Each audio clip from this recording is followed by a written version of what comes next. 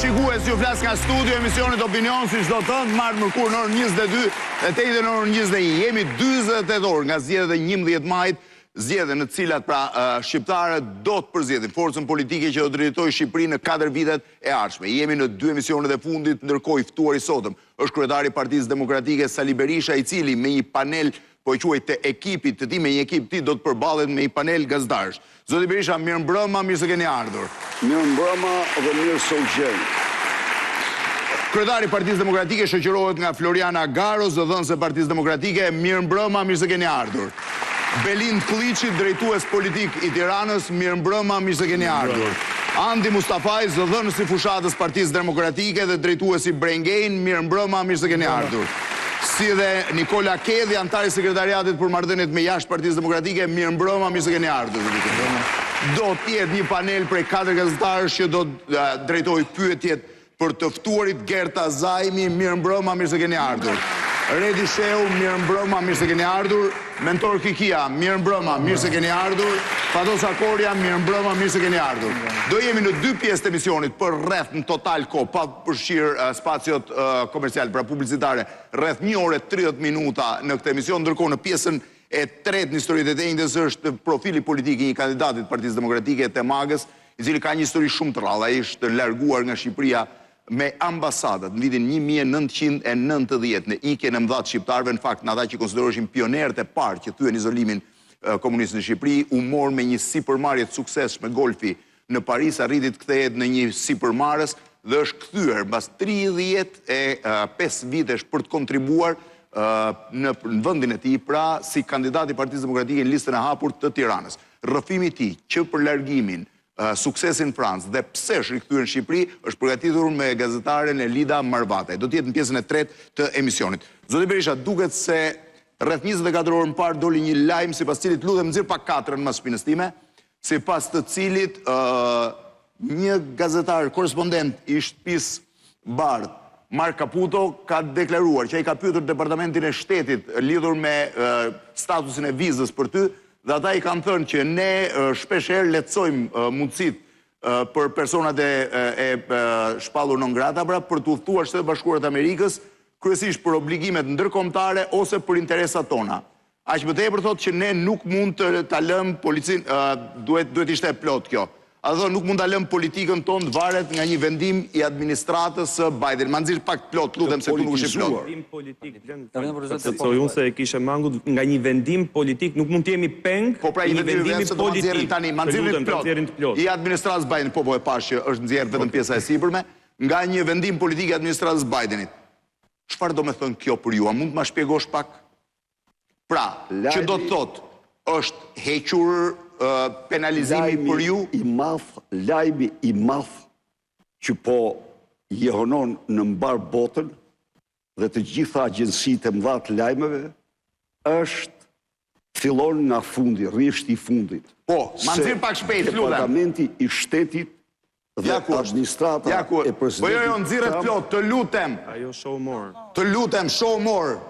Po të lutem më mos hapni direkt atë tash. Departamenti i Shtetit i drejtuar nga sekretari Marco Rubio dhe administrata e presidentit Donald Trump nuk mund të pranojnë vendimet politike, imagjinoje, politike, ma nxirni tani, të administratës Biden, të aq më tepër të Antony Blinken, një person që sot është non grata në Shtetet e Bashkuara të Amerikës.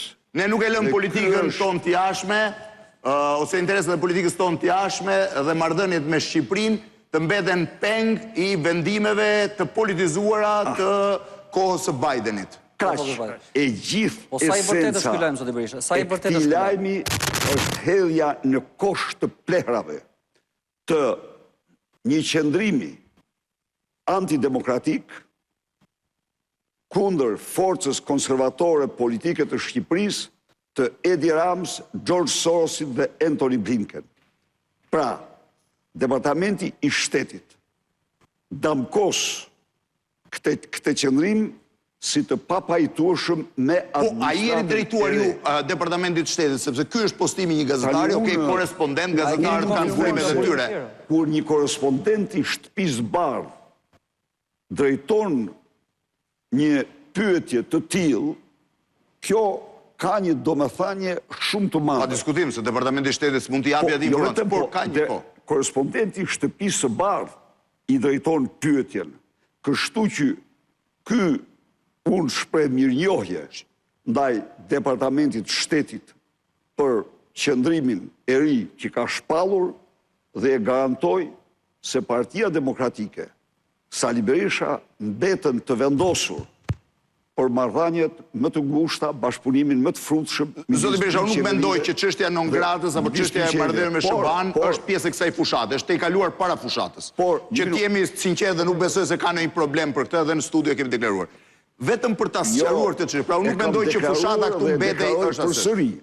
Sepse kemi të bëjmë me një njohje, kemi të bëjmë me njohjen zyrtare të përdorimit politik të fuqisë, pra korruptiv të fuqisë diplomatike të Shteteve të Bashkuara nga administrata Biden. Ama, heqja e vendimit duhet reflektohet në sajtin e Ministrisë. Më fal një minutë. A ke pasur ndonjë kërkesë time aty? Si? Jo, ke pasur ndonjë kërkesë time aty? Jo, s'është kërkesë e ju. Pra, aty ky problem, si po zgjen shumë probleme tjera, duket se po zgjen. Po vetëm se ka një problem, Zoti Berisha, ka një problem. Ata nuk thonë largim, ata thonë lehtësoj mundësinë e hyrjes SBA për çështje internacionale që mund të lidhet me OKB-n dhe personat dizenjuar që nga Ahmedinexhati kanë hyrë ose për interesa amerikane. Për shembull sot është edhe terrorist në kërkim dhe presidenti i Sirisë. Të lutem, ajo është procesi burokratik, kurse qëndrimi politik është rreshti i fundit, denoncon si akte politike. Po procesi administrativ, burokratik, është vënë në lëvizje? Procesi burokratik administrativ, është vënë në lëvizje? A është vënë në lëvizje? Po. Jo, nuk besoj, nuk e di, nuk jam në gjendje të them, sepse mua më erdhi pa pritur ky lajm. Mua më erdhi pa pritur, t'ju them të vërtetën ju. A kanë lobuar njerëz tuaj ose kompania juaj e lobingut për këtë lajm? Urdhëro. A kanë lobuar njerëz tuaj ose kompania juaj e lobimit në SBA për këtë lajm? Prit, siç e dini ju, ka patur shkrime shumë të fuqishme. Dhe ajo ka qenë që në fillim, drejtimi im kryesor në këtë betejë ka qenë mediat, puna me mediat, dhe unë aty kam patur sukses pa diskutueshëm. Do të thënë, në mediat amerikane, me të cilat në mainstream, New York Post, se tjerat janë ma konservatore. Por në media amerikane, unë kam fituar betejë, me kohë, mbasi kanë qenë shumë të unë thash, unë e konsideroj të mbyllur dhe në Shqipëri këtë çështje pa filluar fushata. Nuk e konsideroj një çështje që ndikon fushat. Unë po ju pyes për procesin proces. Procesi, ja ku është procesi? Ja ku është procesi, denoncimi i vendimit si politik. Dhe ky është procesi gjithçka. Po, Redi kishte ky është proces çdo gjë. Marrin pra një përgjigje. Edi Rama, për aktin e tij më të ulët, i cili zgjodhi ekzekutimin politik të një njeriu për të ekzekutuar opozitarizmin. Dhe ndaj dhe raporti rezolute e Valencias, thot shtyp pluralizmin me institucione. Shtyp pluralizmin me institucione. Pra, korespondon kjo vendim, kjo njoftim, me futjen në rreth të kuq, në mënyrë përfundimtare të Edi Ramës nga Kongresi i Partisë Popullore Europiane, de facto Kongresi i udhëheqjes sotme politike të Europës, kancelarit Merz, zonjës presidentës van der Leyen dhe 14 kryeministrave tjerë të vendeve anëtare të BE-s. Edi Rama, unë e kam thënë, po njerëzit, po Edi Rama pas rezolutës Valencias nuk është kurrë më. Rezoluta, më falë edhe mbyll. rezoluta, se do dalë më vonë të kjo, e akuzon Edi Ramën për këto zgjedhje: 1. Blerje vote me lek; 2. Blerje vote me kanabis; 3. Blerje vote me prokurime; 4. Blerje vote me punësime. Po këta 14 kryeministra do t'jenë të premte në ardhshme në Tiranë, nesër një javë. Ajo është tjetër, krejtësisht tjetër, s'ka asnjë lidhje me këto. Është krejtësisht tjetër. Po, Redi kështë pyetje? Zoti Berisha. Aty është krejt tjetër. Ai vendim është marrë, ai vendim është marrë pa Një vit e ca, po. Dhe garantoj që po të lobonim, Mund ta prishnit. nuk them se e prishim, por nuk lobuam asnjë ditë kundër. Jo, kjo është gjë e mirë që keni bërë, sepse në fund fundet kjo është për nuk Shqipërinë. lobuam. S'ka lidhje me kush i pret. Jo, ne nuk lobuam. Edi Rama e meritonte të lobonte, po Shqipëria është tjetër, Edi Rama është tjetër. Redi? Po. A është bën kontratën e lobimit ky lajm, Spari, a është bën kontratën e lobimit, pra kontrata e lobimit ja ka rrit qëllimin me këtë lajm, nëse është i vërtet, dhe e dyta, ju bën kontratën e lobimit. E dyta, Ju e keni pa kontratën e lobimit. po. Kontrata e lobimit, aq si që ke pa, ju e kam pa dhe unë, nuk ka asnjë fjalë për këto. Ka. Aty ju thoni që është një kontratë lobimit. Po, ta mbyll pyetjen, Ja, ta mbaroj pyetjen, zot Berisha. Më fal. Okej. Pra, kontrata e lobimit ju thoni që është për Shqipërinë. Por aty, pra është për Shqipërinë. Ktu ka debat pak ideja e këtij solidariteti pak të stisur në kohën kur shqiptarët e Amerikës, në kohën më të vështirë tonë, siç është pandemia, arritën të sillnin vetëm 5000 teste, apo në kohën e tërmetit 1.2 milion euro. Ndërkohë që për Partinë Demokratike dhe për Shqipërinë ju thoni, sepse ka firmuar zoti Noga aty, ata japin 5 fish më tepër. Po kjo është një diskutim tjetër. Unë them që kjo kontratë bie poshtë nëse juve ju hiqet non grata, pra ky si proces fillon heqjen e non gratës tuaj, bie si proces kontrata, apo kontrata ka elemente tjera? Që do të thotë zoti Berisha, në qoftë se procesi burokratik i heqjes së shpalljes suaj non grata funksionon për 1 javë, 2 javë, 3 javë, kontrata e lobimit vdes? Jo, fal. Po për çfarë është atë? Ju lutem, kontrata është për të mbrojtur kauzat e drejta të shqiptarëve në Shtetet Bashkuara të Amerikës. Sepse Shtetet e Bashkuara të Amerikës Presidenti i Republikës, zoti Noga. Të shqiptarëve në administratën amerikane, jo të shqiptarëve në Shtetet Bashkuara të Amerikës si komunitet. Të shqiptarëve në Shqipëri. Të shqiptarëve në Shqipëri në administratën amerikane. Fali minutë. Të lutem. Ju jeni dëshmitar, çfarë ndodhte me zgjedhjet këtu? Ju jeni dëshmitar, çfarë ndodhte me kanabisin? Unë bisedoja me ambasadorin, unë i kërkoja ambasadorit pse nuk reagoni për kanabis, ai më thoshte Bronë dhe Partinë Demokratike. Një minutë. Bronë dhe Partinë Demokratike. Apo të përgjigjem tani. Po, dakord. Po. Bronë dhe Partinë Ai më Demokratike. thoshte mua nuk reagojmë ne për droga të buta. Tani janë pra, jo mor, Cili ambasadore ka thënë këtë s'reagojmë për drogat buta? Janë përzgjedh njerëzit. Donald? Njerëzit më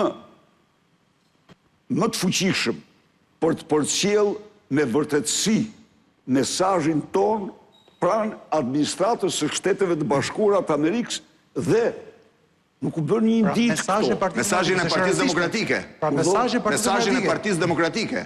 Jo të Partisë Demokratike, të shqiptarëve, të qeverisë ardhshme. Po shqiptarëve në emër të kujt? Qeverisë ardhshme mirë. Qeverisë ardhshme është gjë tjetër, po. Shfirmos tani, para se shqitoni zoti Berisha. Janë një popull i cili psoi në këto 12 vite një eksperiencë Patjetër. si asnjë popull tjetër. Atëherë të gjitha këto ne i paraqesim kauzat të drejta. Nuk shikoj, më fal minutë. Kur e thoja unë, e disa emisione janë bërë këtu për, jo këtu, në gjitha televizione, 154 emisione për non gratën time.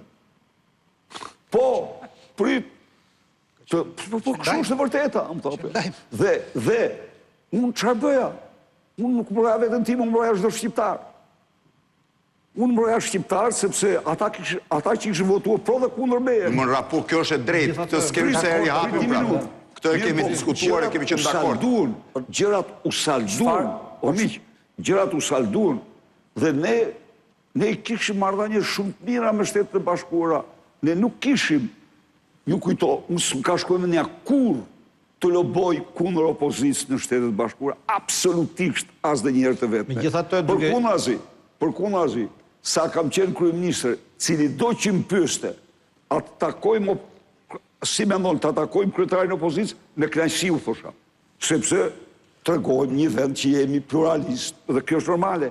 Kurse ky zgjodhi ato fakultetet më të errta të pararzëve të tij vrasës dhe xhelat të opozicës, Spiro Koleks dhe tjati psi. Zoti Berisha, sa pranë administratës Trumpit jeni ju sot me njerëzit tuaj? Kurdo? Sa pranë administratës Donald Trumpit, presidentit Trump, jeni ju sot me studion e lobimit dhe me njerëzit tuaj?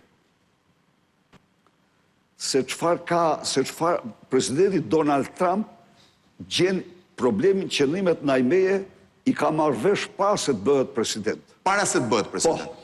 Është informuar për këtë çështje? Po. Atëre kush është nevojë? Prit një sekond, ka pasur një reagim ndaj kësaj? Unë ka që kam atë mundësinë për të folë në këtë çështje. Pra, ai ka qenë i informuar, sepse pak e vështirë që të shkojnë deri te presidenti çështje. Pa diskutim. Para se të bëjë president. Pa diskutim. Dhe në administratën e sotme, kur Donald Trump është president i Shtetet Bashkuara të Amerikës, keni ju akses në, po i quaj pranti, në njerëzit pranti, se deri te presidenti është pak e vështirë? Unë, me njerëzit, do më thënë, njerëz të cilët janë marrë me çështjen time vetë, pa asnjë kërkesë nga unë, janë sot antar kabineti të... Po, patjetër, po është ish kongresmeni... Trump, të tjerë janë në funksione të rëndësishme, po kjo nuk do thotë se... Po zgjedhjes mësuese në kam takuar ata dhe i kam njohur.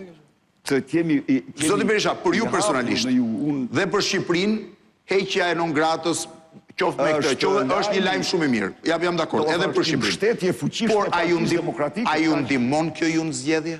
Urdhë? A ju ndihmon në zgjedhje kjo gjë juve? Po shqiptarët kuptuan të vërtetën më të madhe se pse qëndroi Sali Berisha. Tani, më fale, edhe shqiptari i fundit që mund të ketë patur rezervën më të vogël, kur e dëgjon nga departamenti i shtetit se ky ka qenë vendim politik kundër opozicës shqiptare, e ka të qartë se unë mbrojta interesat e tij dhe jo të mia. Jemi dakord për këtë dhe unë ju thash. Tani në këtë moment që ky vendim po vjen drejt heqjes, pse mund gjeni ju mundësi të riqeshit dhe të linit një të ri për të kandiduar për kryeministër? E bashkon me shumë se kur, sepse normal, shiko, unë bledit kam thënë një gjë. Në betejën time kundër diktaturës parë, unë kisha një koncept. Shqipëria, kur shija atë mbështetjen që kishte diktatura, unë konsideroja psikologjinë e përgjithshme shoqërore një akullnaj. Dhe mendoja me veten time që ne do të bëjmë gjithçka për të shkri akullin dhe për të nxjerrë njerëzit nga ngrirja. Edhe këtu, adhurimi për Amerikën ishte gjëja më e lishme. Në për studio njerëz deklaronin që unë edhe baba im po të ma thotë nuk ja besoj. Pra, dhe unë këtu jam i vetëdijshëm. Kjo shliron mendjet edhe mendjet e fundit të asaj që njerëzit mund të kenë menduar që jo nuk e ka drejt Berisha. Kështu që është një mbështetje shumë e fuqishme. Po tani që tani që përmbushët dhe këtë po i quaj hap të rëndësishëm që në fakt tash ishte për ju po edhe për të tjerët, sepse ishte një rast pa drejtësie. A mendoni që mund të tërhiqeni? Çfarë mund? Mund të tërhiqeni. Të tërhiqem? Tani, e di si thua ti. Ka deklaruar Ta bëjmë ndryshe pyetën. ka deklaruar Çfarë duhet ndodhë që të rriqeni? Misionari tërhiqet vetëm nga një faktor. Zoti i madh. Vetëm Zoti, jo nga vota. Vetëm Zoti tërheq një misionar. Nga vota jo, domethënë. Edhe nga statuti, Zoti tërheq misionar. Edhe nga statuti. Zoti. edhe nëse merrni më poshtë se sa Partia Demokratike të se ishin misionari Zotin s'mund ta tradhtoj kur. Ka misionin po jo Misionari që nis një mision. Domethënë, ju dhe Zoti, ju e keni lidhje vetëm me Zotin, jo me votën. Ai që nis një mision në kushtet më të pabarabarta mbi tokë. Kjo është e vërtetë, por këtë kemi rënë dakord dhe në studio. Ai si shpresë dhe besim të vetëm rapar ka Zotin. Po. Ka Zotin dhe pastaj Dhe një të fundit dhe të jap fatosit, vetëm dhe një të fundit. Zoti Klliçi këtu në studio 2 javë më parë deklaroi që ne nuk po luftojmë për të bërë Sali Berishën kryeministër të Shqipërisë. Domethënë nuk do jeni ju kryeministër po fituat? Jo, po luftojmë për misionin. Prit ta thotë. Po luftojmë për një mision edhe të gjithë ta luftojnë për një mision, për këtë mision. Kjo është misioni. Fare minutë. Do të po fituat zgjedhjet, kush do jetë kryeministri i koalicionit të Aleancës për Shqipërinë Madhështore? Me që më dole këtë shteg, unë kam qenë kryeministër. Dhe unë, në ato vite kryeministri, kam patur të metat e mia, po kam lënë gjëra të mëdha. Patjetër, në drejtimin qendror ju jeni më jetë gjati. 5 vjet president me ekzekutiv dhe 8 vjet kryeministër, 13 vjet. Rama po mbush të 12-in. Ai ka 28 vjet dhe ka lanë vetëm vjedhje. Ai ka lanë vetëm vjedhje. Se nuk po flasim pushtetin qendror. Vjedhje beton, drog, vjedhje beton. Kë ka lanë ai?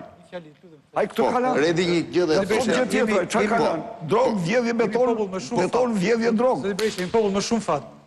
Është njëri kryeministri i Shqipërisë që thotë Skënderbeu është profeti jon, ju thoni kam mision nga Zoti, popull me 2 profet është fati i madh. Tosi. Zoti Berisha. Do të përgjigjem duket. Po. Nuk është dakord. Po s'është dakord. Jo, s'është dakord se thotë ne kemi 2 njerëz që e kanë me Zotin raportin, nuk e kanë me votën. Po si mos jetë dakord? Së zgjedhja atëherë. Ai ka qenë mision mesianik, ai ka qenë një nga jo kritik malign, nuk e them këtë, po t'ishte ja them. Po ai ka qenë nga ata që ka besuar në vërtetësinë e akuzës kundër Beje. Kush ishte? Ju për ju e ka. Jo, keni besuar në grata s'ka qenë fare e rëndësishme. Prit. Kritika ime ndaj jush ka qenë thjesht për të hapur hapësirat e në PD.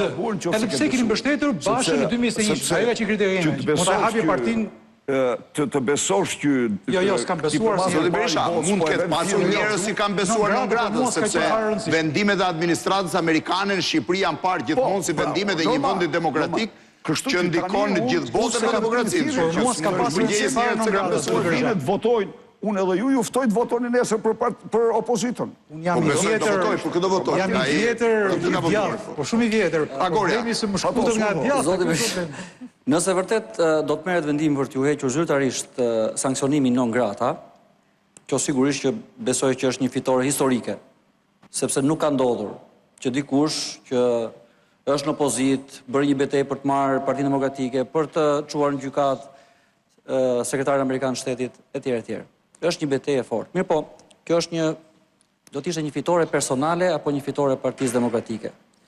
Sepse në kohën kur ju jeni sanksionuar, ju nuk keni pasur funksion Partinë Demokratike përveç se një deputet i thjesht. Pra, kjo është një fitore e juaja e Sali Berishës, apo përfiton edhe opozita është një fitore e gjithë opozitës. E para dhe e dyta, shkurtimisht fare. Dhe ju keni thënë që do ta mbani të ndar betejën tuaj personale nga beteja e Partisë Demokratike për çështjen e non grata. Është nisur si betejë personale dhe e dyta, a planifikoni të thoni së shpejti për në Shtetet e Bashkuara nëse pra keni një plan për të thuar së shpejti, nëse vërtet është marrë vendimi? Fatos, çështja e parë. Në mënyrë absolute, nga data 10 shtator e 2021, gjersot, unë kam një mision jo për veten time. Nga data 19 maj, gjerë me datën të 2021-shit, gjerë me datën 10 shtator, Sali Berisha ka vazhduar betejën i vetëm dhe, të them të vërtetën, i qetë dhe i bindur se do t'ja dalë. I bindur po i qetë shumë? I qetë. Themu ty, zgjodha një praktik shumë të mirë. I qetë ke hequr shumë? Themu ty, me funksionoj praktika mua. Unë nuk isha njeri që snifja. Dhe unë informova të gjithë elitën e botës, atletër që i qova Antony Blinkenit, atë ditë që shpalli, atë e mori gjithë elitë e botës, dhe mediat. Tani ç'ndodhi?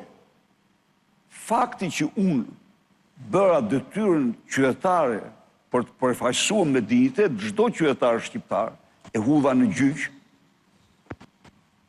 kjo i nxori jashtë çdo lloj standardi dhe u vërsulën, me qenë se s'kishin fakte, s'kishin as i fakt, u vërsulën të më dëmtonin me çdo kusht me vendime politike. Jo, ata i kërkuan dhe spakut këtu të niste jetime, thanë është i korruptuar, fillove pro, gjeni ju. Erdhi këtu Filip Rikër, njëri për cilë kisha shumë respekt, kisha punuar me te kushtet disa herë për çështjet Ballkanit, dhe kërkoi që Berisha të mos futet në parlament. Filip Rikër? Po. Vito nga Blinken, e çoj Blinka... Dakor, e kërkoi direkt, apo... Jo, Blinken... Kujt ja kërkoi? Rikër. Ja kërkoi Edi Rams, Lulzim Bash. Po edhe përjashtimi nga grupi parlamentar, besoj se në këtë suas. Jo, i thuj tani ati,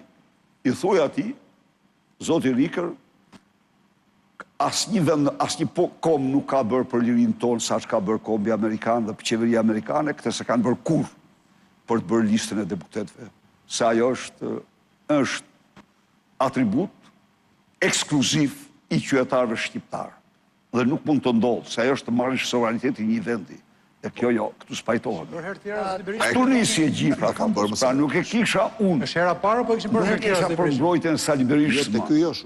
E kisha për të mbrojtur sovranitetin e vendit tim. Se këta njerëz, ose ky njeri me Edi Ramën, që donin të fshinin historinë 32 vjeçare të një vendi, që kishte patur nga momentet më kulmore marrëdhëniet me Shtetet e Bashkuara, këta tani kërkonin që të diktojnë dhe kush duhet të jetë në parlament dhe kush nuk duhet të jetë, dhe kush duhet të jetë kryetar opozitë dhe kush nuk duhet të jetë. Dhe kush duhet të jetë në grupin parlamentar të skandalës. Ai ishte e pasens. Beteja ime të jemi sinqert, si ishte kur më personale, ishte një betejë që vendi im duhet kishte një opozitë të pakontrolluar.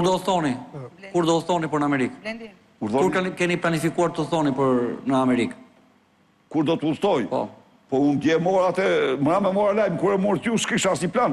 Nese, zyrtarisht mund të pyetet dhe ambasada e Shtetit Bashkuar në Tiranë se çfarë qëndrimi do mbaj, se vizat do pajiset këtu. Por një gjë do të them, me që jam po këtu. Dy ishin linjat që u ndoqën. Taksira do ngrihet shkoj tani se ka pas plan fare shkoj. Mbyllim me kaq. Duhet shkoj që ne provojmë. E mbyllim me kaq. Dy ishin linjat që u ndoqën. Njëra ishte bllokimi i vizës, tjetra ishte izolimi. Dhe me izolimin kam dështuar ai që e mendoj, ai që Edi Rama.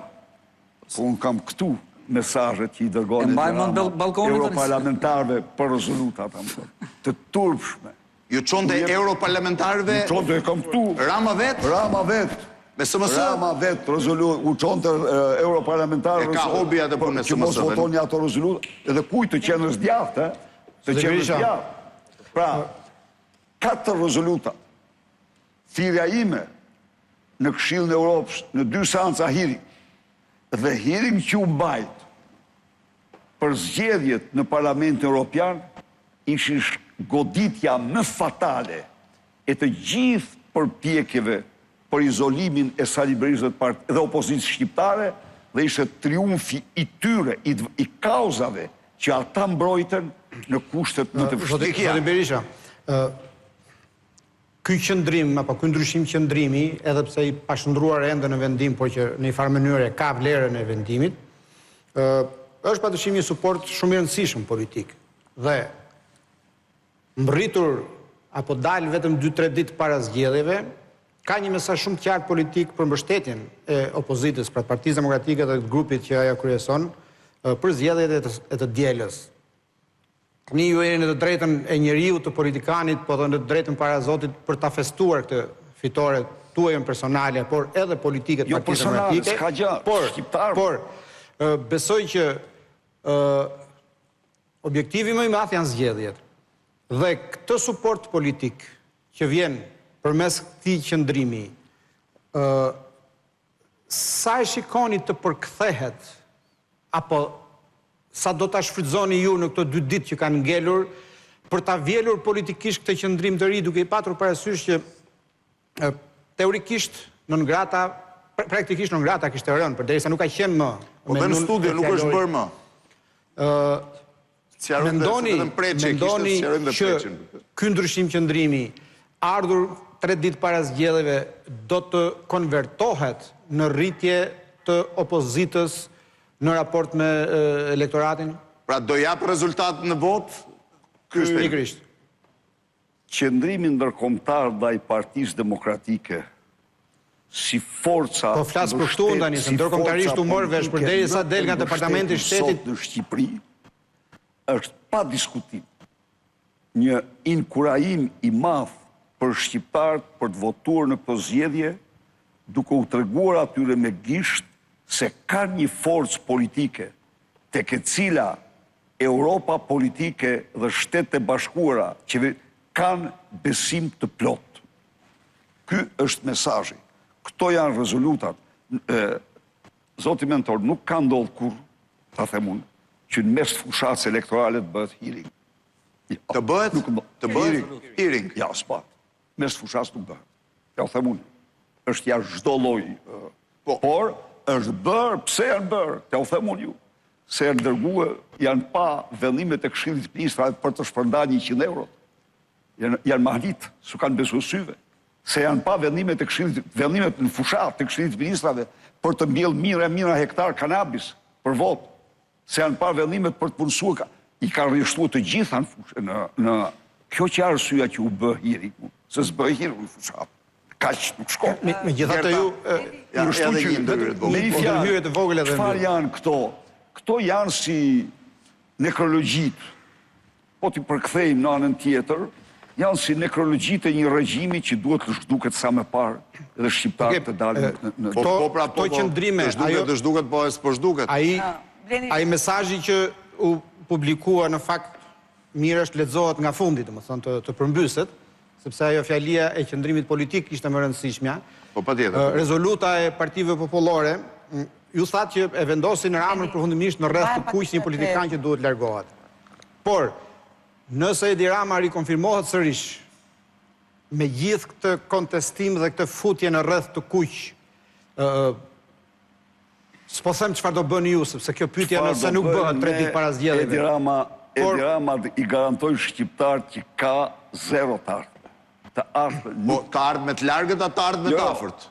Se të ardhme ne kemi 40 orë nga sot, pastaj ajo e largëta. Nuk ka të ardhme. Edi Rama nuk ka të ardhme. Edi Rama, më falni, edhe se, po, zotëri, në qoftë se ti vendos të shpërndash në zgjedhje 780.000 dhurata në fushat elektorale, këto nuk i ka përdin kush. Në qoftë se ti vendos të japish leje për mbjelljen e 10.000 hektar kanabis në mbarë Shqipërinë, në mes fushatës elektorale, këto nuk i ka përdin dot, s'mund të kalojnë mbi këto. Nuk kalojnë dot mbi këto, ka një ndërgjegje demokratike.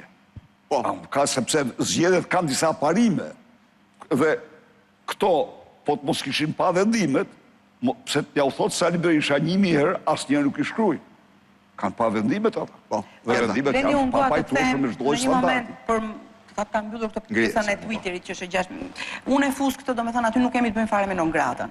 Jepet parashik një pyetje e përgjithshme dhe një përgjigje nga e cila mendoj që do ketë një udhtim me një vizë speciale. Dhe siç e thatë juve, viza speciale ka të bëjë edhe me personazhe. Viza speciale vetëm për Kombet e Bashkuara. Po aty flet edhe për politikën amerikane. Eksakt, por viza speciale Kombet e Bashkuara ka marrë dhe Fidel Castro e tjerë. Aty thotë edhe për interesat tona. Nuk të le të kuptosh asgjë që ka lidhje me non gratën. Ju e thatë gjithashtu që non grata nuk është trajtuar më në media për faktin se u kuptua fare mirë që non grata nuk ka lidhje me rezultatin në zgjedhje apo me fitoren apo me humbjen e PD-s. Pra është një faktor i pa lidhur me këtë.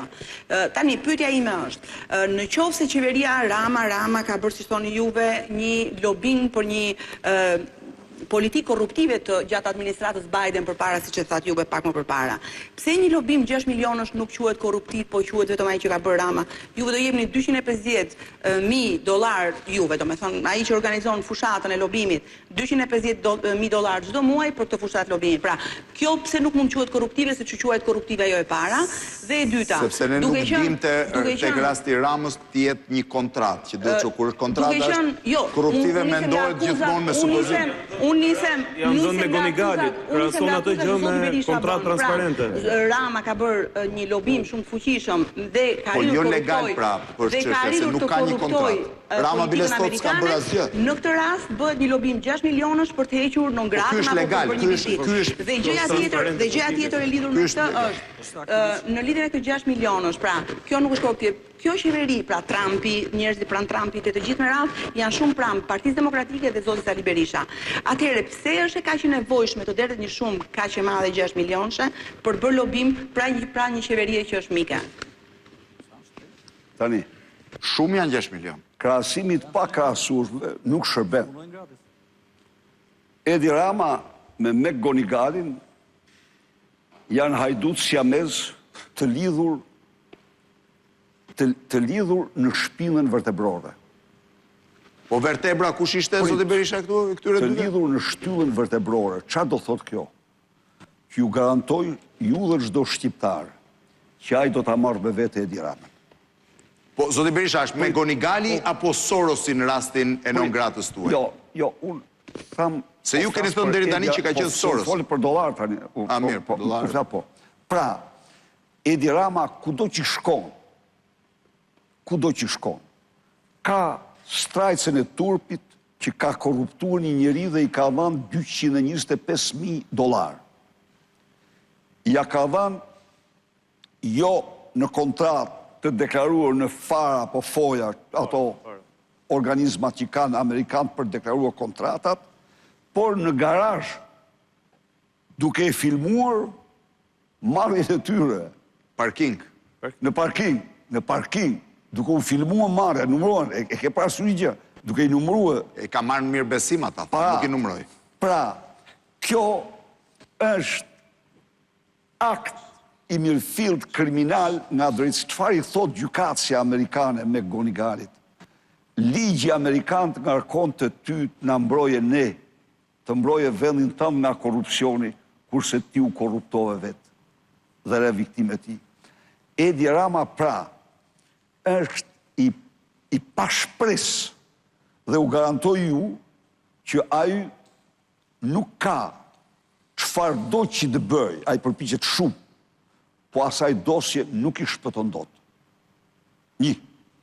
E dyta, në çfarë domethënë ku qëndron sot ai në skenë politike? Qëndron personi më i damkosur dhe i diskredituar. Pse? Lexoj rezolutën. Rezoluta thot, ka një frazë të tmerrshme aty për te. Shtyp pluralizmin me institucione. Rezoluta është e PPE-s, kështu që. E ka aty. Po, e PPE-s është partisi motor. Urdhoni? Është partia Simotra, është e PPE-ve, Partia Popullore Europiane. Është kancelari Qeverisë në Europë. Merç. Mos e merr kështu. E marr si PPE. Është Ursula von der Leyen, dhe u të garantoj Jo, nuk është Shqipëria e Evropës. Këto rezoluta, edhe u kam një eksperiencë jo të shkurtër me to, këto shifen me lupë. Dhe mos mendo kur se shtrohet një rjesht që nuk qëndron aty ku është i pranishëm Friedrich Merz, Ursula von der Leyen e shumë të tjerë. Asnjë.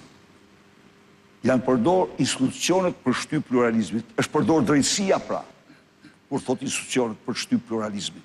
Sepse janë arrestuar 2 liderët e opozicës dhe i treti është vënë ndjekje penale. Po drejtësinë se ka Rama, zoti Berisha. Jo, një minutë. Vazhdoj me tutje. E thot pastaj veças opozitën. Në këtë kuadër, Edi Rama është i paraqitur sot para audiencës europiane një Lukashenko pa Big Brother. Edi Rama, Lukashenko ka Big Brother Putinin. Edi Rama kishte Sorosin, herë thot e kam, herë thot se kam tani, se heri heq fotografit, heri ven fotografit, por Edi Rama është një me te. Ka dhe një andej, qik më në lindje. Urdho? Ka dhe një pak më në lindje Rama, Big Brother. Tani ka ata po, shqiptar do ta krejnë, pra. Jo, është e vërteta. Nikola, kishe një ndërhyrje të shkurtër? Po. Vetëm dy gjëra shumë të shkurtra. Se kjo është një deklaratë shumë e rëndësishme që na tregon shumë për politikën e Shtetet Bashkuara të Ajo nuk Amerikës. është deklaratë e Shtetet Bashkuara të Amerikës, është postimi një gazetar që referon një institucion. Na tregon shumë për politikën e Shtetet Bashkuara, thash, nuk thash e qeverisë. Dhe këtu ka dy gjëra. E para për non gratën. Ne përmendim rëndom fjalën non grata, po zoti Berisha nuk ka një sankcionim. Ka sankcionim për pjesën, nuk ka një vendim politik të Departamentit të Shtetit që thot, me zotin Berisha ne nuk duam të bashkëpunojmë. Kjo gjë ndryshon nëse vjen. Nuk lejohet të thojë Shtetet Bashkuara të Amerikës se bashkëpunimi. Jo, nuk është fare mirë, sepse ato hiqen më kollaj. Po jo, përkundrazi. Ato hiqen më vështirë se sa ky rast. Për zotin Berisha nuk ka një Tesari ka sankcionim. fut gjysmën e politikanëve të Shqipërisë, të Kosovës, të Maqedonisë, Tesari dhe i heq prapë. Vetëm të mbaroj shumë shkurt. Që i fusin i nxjerrin sipas interesave politike të momentit. Nuk ka një sankcionim nga Departamenti i Thesarit dhe unë ju garantoj që janë bërë hetime shumë të thelluara për zotin Berisha. Fakti që nuk ka një sankcionim nga Departamenti i Thesarit është një provë më shumë që ky është një vendim politik i sekretarit Blinken në atë kohë. Tjetra, aty ka një fjali shumë të rëndësishme që ndaj thash tregon qasjen, sepse nuk duhet marrë vetëm kjo deklarat në ajër në mënyrë abstrakte. Kjo lidhet me letrën që ka dërguar në atë kohë senatori Rubio bashkë me senatorë të tjerë të Komisionit të Jashtëm të Senatit Amerikan, presidentit Biden dhe sekretarit Blinken për dieni ku ngrinin një shqetësim shumë të thellë për politizimin e mekanizmit të sanksioneve. Jemi fushat elektorale. Është lidhur kryesisht për familjen Kirchner në Argentinë dhe për tentativën për sankcionuar Bolsonaron, e cila do ishte që për hir të vërtetës Lula, presidenti aktual i Brazilit, refuzoi që në qoftë se ish presidenti i Brazilit, me cilën ishte konkuruar, do të sankcionojë, tha Brazili do të shohë marrëdhëniet me SBA. Edhe pse ishte president kundërshtar. Sepse zonja tha që nuk ka të bëjë me non gratën. Se është shumë e largët me fushatën. Është shumë e rëndësishme kjo gjë, sepse tregon këtë qasjen. Nëse ne shikojmë 2021-shin, ne kishim ambasadoren që doli uroi Ramën pa u numëruar ende votat, ndërsa këtu kemi mos sym në këtë. Kryetari i Partisë Demokratike zoti Lulzim Basha garantoi ambasadoren amerikane në orën 8:30 mbas mbylljes kutive që zgjedhjet ishin në rregull. Mos i kërkoni tani një gjë që e keni konfirmuar vetë. Ta mbaroj vetëm fjalinë, mund të jetë gabim. Ta mbaroj fjalinë që është saktë se di unë. Që të dalë kuptimi. Ka konfirmuar, ka thënë zgjedhjet janë në rregull, ne jemi fitues. Po pra, të dali kuptimi i kësaj. Çfarë bëj ambasadorja kur ti thua këtë gjë? Kjo deklarat ambasadorja mund të ketë probleme të tjera sa duash, po jo në këtë rast kur ja ke konfirmuar. Kjo deklarat ka këtë kuptim. Ky është qëndrim i administratës së re të Shtetit Bashkuara sepse lidhet dhe me qëndrime të tjera të mëparshme dhe aty thot neve nuk do na pengojnë vendimet politike të administratës Biden për të pasur lidhje që janë interesin ton. Letra e Rubios atë kohë thoshte është dëmtuar interesi ynë kombëtar. Patjetër. Rubio ka shkuar edhe më tej. Rubio thoshte ne kemi pas politika bipartizane të politikës jashtme dhe me administratën Biden po përmbyset bipartizanizmi. Kjo është çështje e politikës brendshme amerikane. S'ka lidhje me zgjedhjet e Shqipërisë se kjo nuk kishte. Kjo lidhet me qëndrimin e ri të administratës amerikane. Por ama administrata flet me dekrete dhe me deklarata konkrete të veta. Kjo deklaratë sot ne nuk kemi asnjë problem për kundazi të bashkëpunimit nga ndërhyrjet e vogla deri po.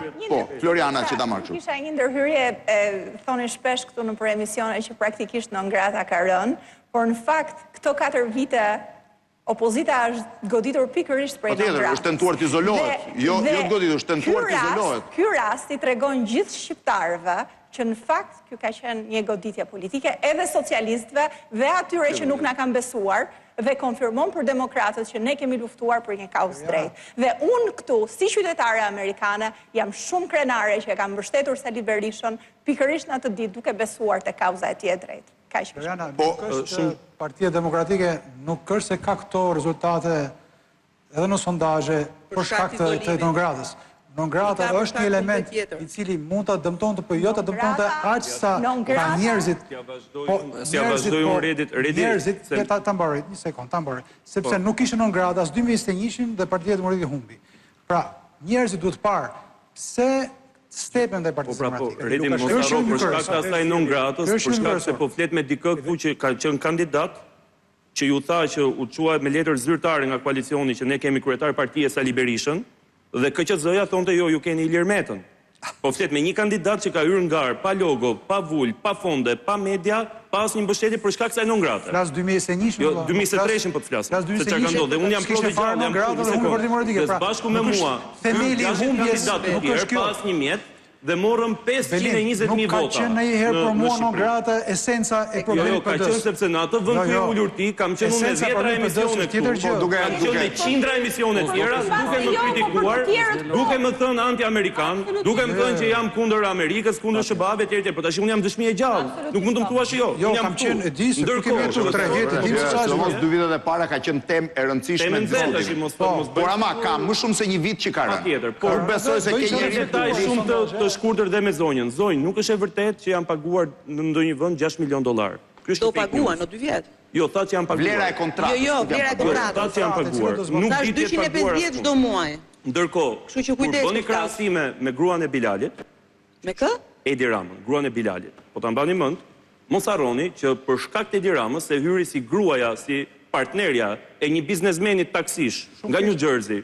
Pa lidhje me një takim, jo, ka lidhje shumë. Pa lidhje fare. Se kush merret me Edi Ramën në Amerikë shkon në burg, që ta dini ju.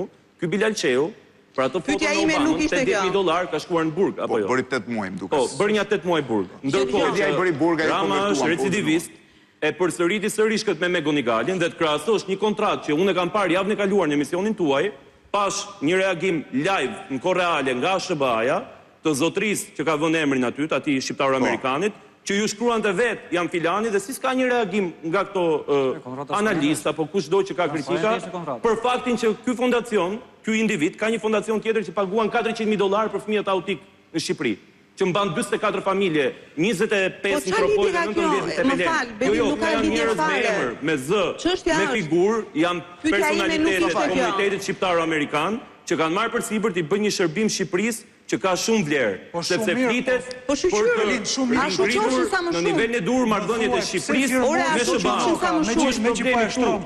Çfarë ka problem se firmon zoti Noga, nuk firmon zoti Begaj që presidenti i Republikës së Shqipërisë. Shumë thjeshtë. Por zotri, kontributi është dhënë opozitës shqiptare, se çfarë na ka ndodhur? Jo, Ridi, a je dëshmitar ti këtu?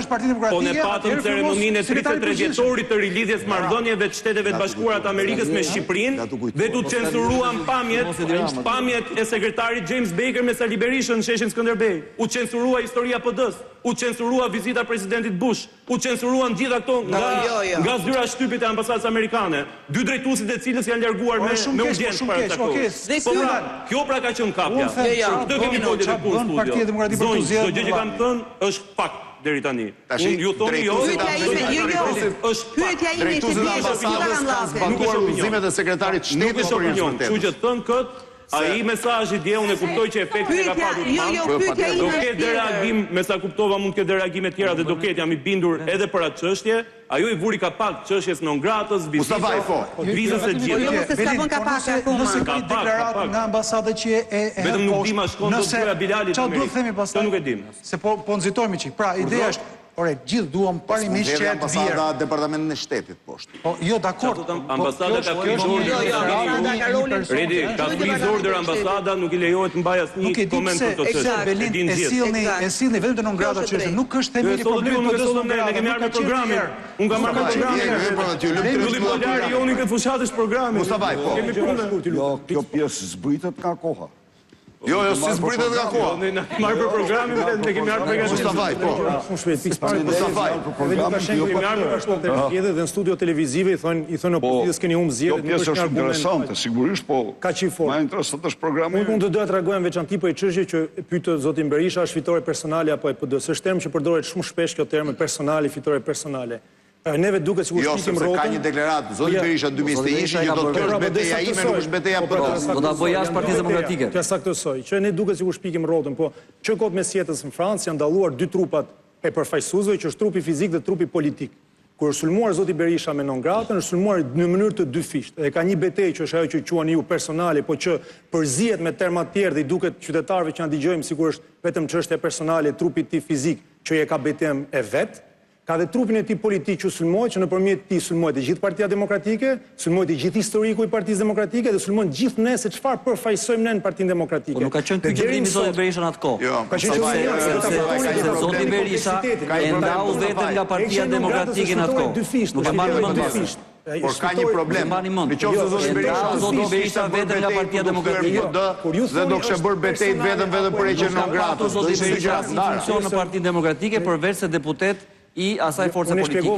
Dhe e ndau vetë zoti Berisha vetë. Nuk sankcionua si kryetari Nuk, po prandaj them. Ai nuk ka qenë nëpërmjet ti, nëpërmjet tani se ne kemi qenë studio televizive, nëpërmjet ti. Kjo është insinuar historia e Partisë Demokratike, insinuar politikisht e gjithë ajo që është bërë. Dhe betejë është e dy fish dhe si e tillë bëhet e dy fish. Si e tillë bëhet nga gjithë secili për arsye të çojë till kryetari i Partisë Demokratike Lulzim Basha që kërkoi largimin nga grupi parlamentar. Bën historia të tillë betejën se kur dilja në studio televizive në zonja Basha thoshte jo zoti Berisha është deputet i PD-s dhe do vazhdoi. Zonja që i kërkonte apo vetë zoti Berisha, zonja apo zotrin që i kërkonin Lulzim Bashës të përjashtonte zotin Berisha nga grupi parlamentar dhe nga partia, ishin po të njëjtët që mbështesnin kryetarin e Partisë Demokratike në atë kohë. Pra, zoti Berisha vetë kishte ndarë veten nga Partia Demokratike dhe Partia Demokratike kishte ndarë veten nga Berisha. Jo, i dha 50 minuta non gratës që nuk është pjesa më e rëndësishme për fushatën. Fitore për shkak të arsyeve të personave që angazhohen. Po jo, pyetja është e tillë. Pyetja ndan për të personin. Nëse zoti Basha nuk do të kishte pranuar kërkesën e ambasadores amerikane, patjetër. Zoti Berisha do ishte antar i grupit parlamentar dhe Basha mund të ishte edhe sot kryetar partisë. Nuk është e njëjta gjë. PD-s apo personale, është fitore dy fish të qytetarëve. Por është jo fal jo këtu nga trumbi. Më duket se ne tham gjithë është fitore të gjithë qytetarëve. Por shih ata që janë socialistë, ne ka bërë një betejë historike mund të jenë sankcionuar, janë sankcionuar dhe njerëz tjerë. E dini ju që i personi i parë i shpallur non grata në historinë e botës është Adriatik Llalla? Do me thënë, i pari person i shpallur non grata nga Departamenti Amerikan i Shtetit në historinë e globit, është krye prokurori shqiptar. Mund t'i lind nesër e drejta dhe zotit Llalla të kërkoj shpjegime për sankcionimin e tij, se ka një akuzë të zotit Llalla, që ambasadori amerikan i ka shkuar dhe i ka kërkuar të mbylli një hetim për një kompani amerikane në zyrë, dhe e ka bërë publike në studio. Dhe mas kësaj është shpallur non grata. Do me thënë, mos hymë në këtë histori. Zoti Berisha, kam dy gjëra, to si vetëm sekond.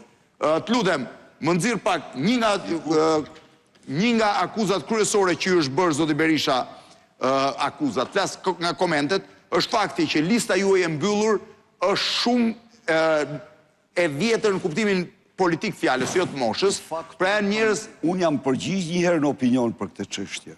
Po do t'i vë në krahasim si është lista mbyllur e PD-s Tiranës, unë jam përgjigj për këtë çështje. Atëherë kalojmë, s'do t'i përgjigjesh saj, kalojmë tek përgjigje, po jam përgjigjur për këtë çështje. Rregull. Fakt është nga listat më të bukura e hapura dhe mbylla përbëj një tërësi, një listë të vërtet Partisë Demokratike, e cila ka përfaqësues në mërshjurit s'është e përsosur. Po, është lista mbyllur, s'ka fare rinovime të ri, mos zoti Berisha. Tani, një çështje e gjykuar për çdo. Nëse mos kthehemi dy herë atëherë me që është thënë, atëherë spotët publicitare kthehemi për programin. Jemi rikthyer sërish transmetim të emision të fokusuar tek paraqitja e programit kryetarit Partisë Demokratike me ekipin e tij përballë një paneli gazetarësh. Zoti Berisha, më nxirr pak njëshin, të lutem. Zoti Berisha, jo, është dhe një foto tjetër që është më ju tallët me Ramën që shkonte me atlete. Tani veshët vetë atlete.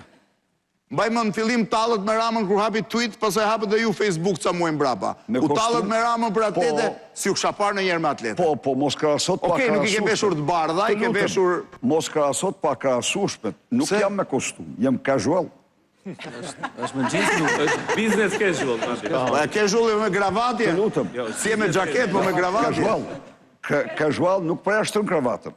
Mund ta mash, mund mos e mash. Kush u zgjodhi zoti Berisha? Kush u zgjodhi atë? Manualet e casualitetit edhe më gjatë. Vërtet kush u zgjodhi atletet? Kush u zgjodhi atletet? Se ti shkon në dyqan të blesh. Urdhë. Kush ti zgjodhi atletet? Tani kush i zgjedh? Lëre tani se si s'ka lidhje, se kjo ishte përbatu te programi, lutem. Se kemi 40 minuta. Te programi edhe fushata, Blendi u tha që keni një ngjashmëri me Ramën tek atletet. Por, unë doja ta shifja pak të fushata, duke se ku keni një fushat të ngjashme edhe me Ramën, nuk shohim në diferencë, ndonë se ju keni kontraktuar një strateg si Krisla Sivita, e para. Pra qa solli Krisla Sivita të re, të ndryshme në fushatën tuaj. Nxirr dyshin ta shohësh. Dhe e dyta, nëse është i vërtet lajmi i publikuar në Wall Street Journal 2 ditë më përpara, që edhe Krisla Sivita është paguar një faturë të konsiderueshme e cila vlerësohet mbi $1 milion. Kapelen La Civita e solli? Kapelja ka simbolin e numrin e se ke mbajtur kur? Hynor njëshin. Ke 34 vjetë që bëm fushata, zoti Berisha. Kjo është... Edhe unë kam 34 vjetë që ju ndjek në çdo fushat. S'ke mbaj derë kapele. Po, problemi është se edhe mbaj dhe se mbaj. E mbaj, po, kështu është e vërteta. E mbaj, herë se mbaj, po e mbaj se ka njëshi. Po, dhe njëshi është për të mbajtur, është frymzim njëshi. Çfarë solli La Civita në fushat? La Civita solli shumë në fushat. Tani, e tërë fushata udhëhiqet prej tij. Dhe ka një rregull. Unë nuk jam njeri pa eksperiencë elektorale. Kam eksperiencë të madhe elektorale. Po për kaq sa keni bërë, mund ta kishni bërë vetë. Kjo është gjëja. Por, në qoftë se merr këshilltar, ti je si boksier në ring që do të dëgjosh trajnerin. Do ta dëgjosh. Kështu që në këtë kontekst, këshilltari e vërtetë është që përcakton në tërësi shumicën e të gjithë procesit elektoral. Çfarë keni dashur ta bëni ju dhe La Civita jo ka penguar të mos e bëni? Ose çfarë ka vendosur La Civita të bëni ndryshe nga ajo që ju keni patur menduar? Ai ka studiuar fushatën e kundërshtarit dhe ka dhënë rekomandime për fushatën tonë. Një, ai ka miratuar programin dhe ka studiuar programin tonë dhe i ka dhënë vizton programit tonë, me cilin ne jemi paraqitur. Jeni kënaqur ju nga fushata që ka bërë La Civita nga këshilla që ju ka dhënë? Tani, unë nuk them se programi ynë është program që i një force konservatore, por ai e ka pëlqyer programin dhe ai ka beson dhe ka besuar se ky program me sugjerimet e tij është programi që çon fitore, që do pëlqet më shumë nga shqiptarët. Së treti, fushatat kanë raportet e qëndrimit ndaj kundërshtarit dhe qëndrimit ndaj qytetarit. Domethënë, po ta thjeshtojmë, raportet pozitivitet, negativitet. Dhe ai dhe këtu ka atë orientimin e tij. Së katërti, fushata që drejtoi Chris La Civita dhe Susan Willis sollën si risin më të madhe takimin, rezultatet e takimit, se takimi dihej. Por, cili ishte mjeti më kryesor, se shpesh varion, për shembull, unë personalisht, po marr veten time, unë mund bëja një fushat ditë për ditë në televizione. Dhe ka që kanë bërë në këtë formë. Jo, risia e fushatës fundit të Donald Trump ishte se fitohet me takimin. Me takim. Pse? Sepse këta gjetën, se këta dhe studiojnë, kanë edhe mundësit më studimi të gjërave që testojnë. Këta gjetën se me takime individuale arrin të nëshojnë 1/3 e mendimit të atyre që nuk janë dakord votojnë për ta. Pra, solli një sëri risish, një sëri mendimesh dhe ka personat në parti që e monitoron non-stop. Tani kontrata, edhe kontrata. Është $1 milion? A do futeni të programit, të lëm 30 minuta programit? Zoti Berisha, ndryshimet në fushat, padyshim janë shumë të dukshme, sepse nuk kemi me atë Berishën agresiv, me një gjuhë shumë të ashpër, një Berish që nuk është përgjigjur retorikës së palës tjetër, sado që është përdorur metafora, është përdorur shpesh edhe ofendimi, bufi etj. Sërish opozita ka zgjedhur të mos kundërpërgjigjet, por të ndjek një fushat thellësisht pozitiviste që nuk është në natyrën tuaj politike. Dhe besoj që ky mund të jetë kontribut i qasjes së re që ka prodhuar konsulenca. Megjithatë, mendoni që ky lloj elektorati, i cili është mësuar ta shikojë politikën gjithmonë në një ngërdheshje palësh, e ka mirëpritur këtë fushat, një. E dyta, ju jeni përqendruar thellësisht tek projekti. Ndërkohë që politika është polarizuar, këtu nuk thuhet as kush do fitoj PS apo PD, por Rama apo Berisha, pra është përqendruar në vetëm 2 emra. A shikoni nga kontaktet ju dhe ekipi juaj të përditshme me qytetarët që programi është absorbuar nga njerëzit. Njerëzit ndikohen nga programi, apo kush ka ndarë mendjen të votoj Sali Berishën, do votoj Sali Berishën, kush do të votoj Ramën, të votoj Ramën. Dhe e treta, kush doj mund t'i përgjigjet, në pamundësi që në këtë kohë të shkurtër të mund të renditen të gjitha detajet e programit, mund të bëni ju një listë. Jo, 2 pikat kryesore, se po u shpërndam pëse Pikërisht pra. 2 pikat kryesore që janë 2 shkollat kryesore. Apo deri në 5. Kush janë arsyet se përse shqiptarët duhet të zgjedhin Partinë Demokratike dhe aleancën e saj në këto zgjedhje? Fillon përgjigjet nga e fundit. Spari. E vërteta është që ajo është e vërteta ajo që thoni ju. Unë kam zgjedhur gjuhën me cilën mendoj dhe besoj se përcjell më mirë tek qytetar shqiptar atë që unë e kam quajtur programi më i mirë i jetësime. Kur unë nuk kam paraqitur para shqiptarëve gjerësot një program të tillë.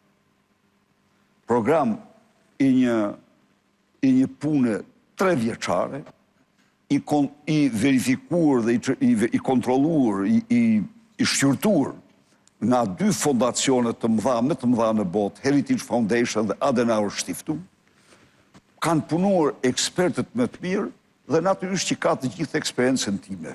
Të gjatë. Sa e absorboj njerëzit? Tani, unë në këte program, me besoj se duke dashur që të bindë shqiptarët, se nuk është një program partije, është një program për çdo shqiptar, jam përpjekur të gjej dhe gjuhën që tu drejtohem mbar shqiptarëve. Dhe unë kam kënaqësi, ju them një gjë, unë isha dje në Elbasan për shembull. Dhe disa më thanë, kishte shumë socialist në takim. E vërtet kjo. Edhe kjo më gëzoi mua. Unë nuk e kam duhet të bind. Sot i Berisha, po jeni kuriozitet publik, kudo që keni shku ka 30 vjet, ju vinë të gjithë, dalin për t'ju pa njerë. Edhe socialistët dhe demokratët, s'ka lidhje me votët. Së dyti, kundërshtarit, tani të flasim, ka zgjedhë kësaj here jo modelet e vjetra të bardhëzisë, a i shkon të zi gjithmonë. A i ka patur praktikën e Frankensteinit, e cila qëndron vetëm sulme ndaj kundërshtarit dhe sulme të egra. Ky ka bërë sulme ndaj kundërshtarit dhe vetëm sulme. Po ka zgjedhur dhe ta quajmë grej, një fushë, jo bufi, po bufi ishte nderim i madh, ai nuk kuptoi se çfarë sa ai bufi. Pyeti në zojë. Bufi ishte simboli i Athinas, i Minervës. Po ku ta marrim sa më tha, po jo. Ai më nderoi më shumë. Po prandaj e tha ai buf kënete pasaj, që ta çonte të gjithë princeshat dhe prëndreshat e botës do të majnë portretin tim si pas Ramës. Mund të fitojmë kohë dhe të nxjerrim ato që janë më të rëndësishme. Ai kaloi në një lloj fushate banale, ta quajmë.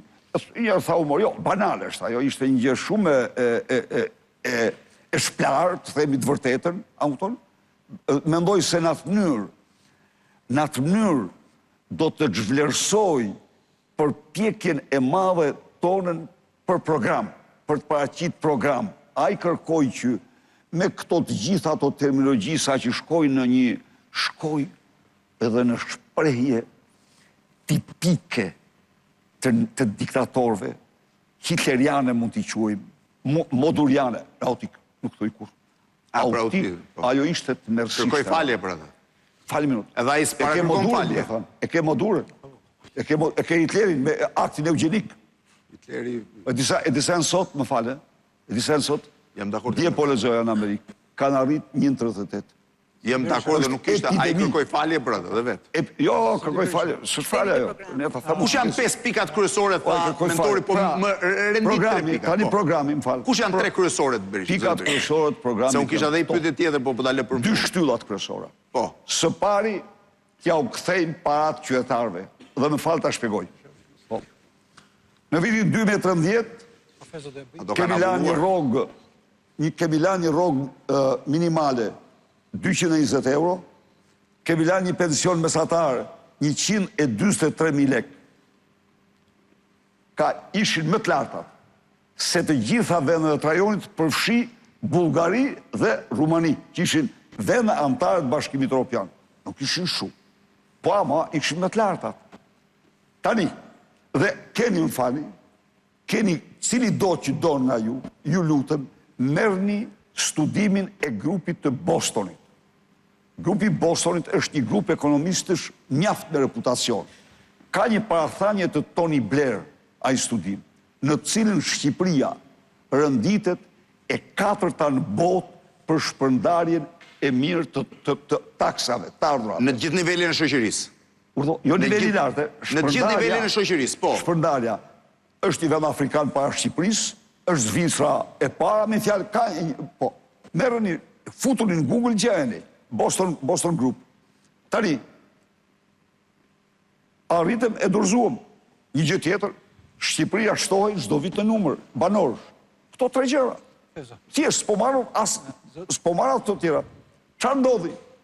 Ndodhi që Malazezi që mirëte 138.000 lek, tani merr 450.000 lek pension. Ndoli që Rumuni, që kishte, shifni Google, kishte 830 lej rrogën minimale, tani e ka 3.300 lej. Pse? Fare thjesht. Një pjesë e mirë e buxhetit ju kthehet qytetarëve. Kurse këta kthyen diçka, po kthyen aq pak sa ishte të merë. E do të themi gjë. Për të ndjekur kursin e inflacionit dhe të çmimeve të ushqimeve, pensioni në Shqipëri sot duhet ishte të paktën 390.000 lek. Sepse çmimet këtu rriten dhe janë më të larta se në Itali, më të larta se në Greqi, çmimet e ushqimeve bazë. Me Greqi po më të larta. Bazohet në këtë parim. Kthimin e parave, ndaj kemi shpallur. Pensionet, minimumi jetik, 200 euro për çdo shqiptar. 1, 2. Pensioni minimal 200 euro. 3. Rroga minimale 500 euro. 4. Rroga mesatare 1250 euro. 5. Rroga e mësuesit 1500 euro. Më fal, kjo e para. E dyta. Nuk është kjo. Kjo është një akt. Po të quhe si duesh, por i etik. 2. Këta që marrin pension dhe rrogat ulta, këta do kenë 20% zbritje, do marrin të vëshën mbrapsht me dorëzimin e faturat për 20% për të gjitha çmimet e gjërave bazë. 3. Shqipëria do të adaptoj gjendja katastrofale e sistemit shtetësor, është akuza më e rëndë që mund t'i bëhet këtij shteti. Është akuza më e rëndë. A e morët vesh. Është Instituti Statistikave, jo unë, Instituti Statistikave që deklaroi 3 javë më parë, më falë Blendi, se është shumë rëndësishme, që shqiptar shpenzojnë 820 milion euro në vit për kujdes shtetësor nga xhepi i tyre. Nga xhepi i tyre. Shpenzojnë gjithsej për kafshat e bukës, për bukën pa ushqime tjera, 220 milion. Pra, atër çfarë do bëjmë? Do marrim listë e rimbursimit që ka Italia, do ta rimbursojmë 100% për qytetarët shqiptar. Do kushtoj patjetër. Por nuk do të cilët nga xhepi 820 milion. Unë nuk them se s'do paguaj diçka se ka por të paguajnë 820 milion, të merr 4 herë më shumë se Gjermani, 4 herë më shumë se Italiani, 4 herë më shumë se Francezi. Çfarë është kjo, më thon? Çfarë shteti është ky? Ky shtet që i rjepi edhe dëgjoj, më fal. Se s'duhet përdor se të ashtu. U thua, e di çfarë thoshte? I thoshte gazetarit, zoti Fevziu. I thoshte, po, ishin, se i tha, por ti ke përbushë si falas. Po tha, ishin 650.000 pas sigurime shoqërore. Po se dihet i janë pas sigurime shoqërore. Ku jeti? Çfarë edhe ti? Nga Marsi erdhe ti? Ku e premtove? Ja, pra, tjetër. Kjo ishte linja e parë. Linja e dytë. Çdo shqiptar një mundësi. Po, një mundësi absolutisht. Biznes i vogël. Energji do e paguaj 6 lek, jo 18 lek. Biznes i vogël. Hapësirën publike do ta paguaj jo 1.500, po 120. Biznes i vogël. Tarifat e ujit do i paguaj me gjysmë plotësimit.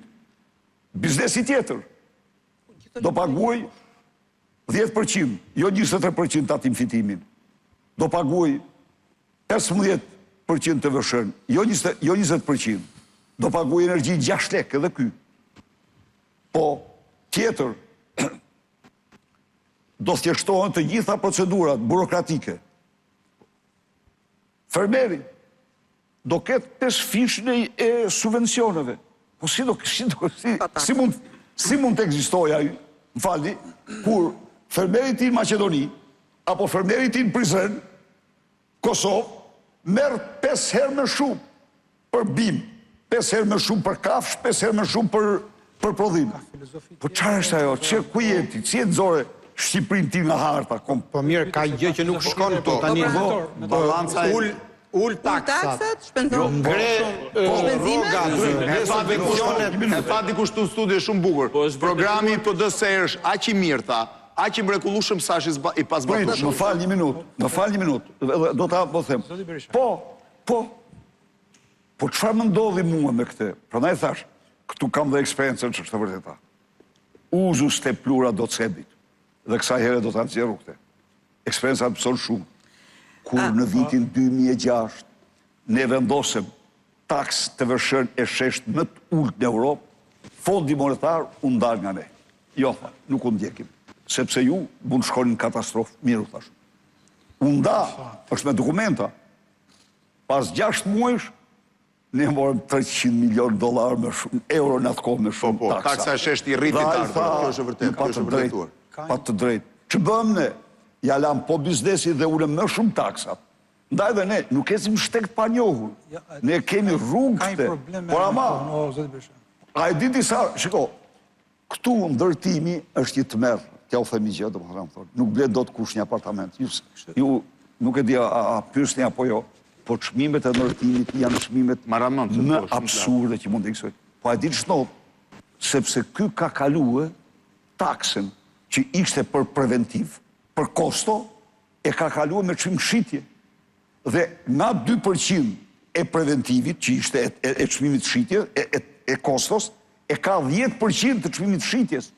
Zoti Berisha, mund bëj një pyetje rreth programit. I këput nërtuesit, dhe nërtuesit ja u marrën gjithë qytetarëve.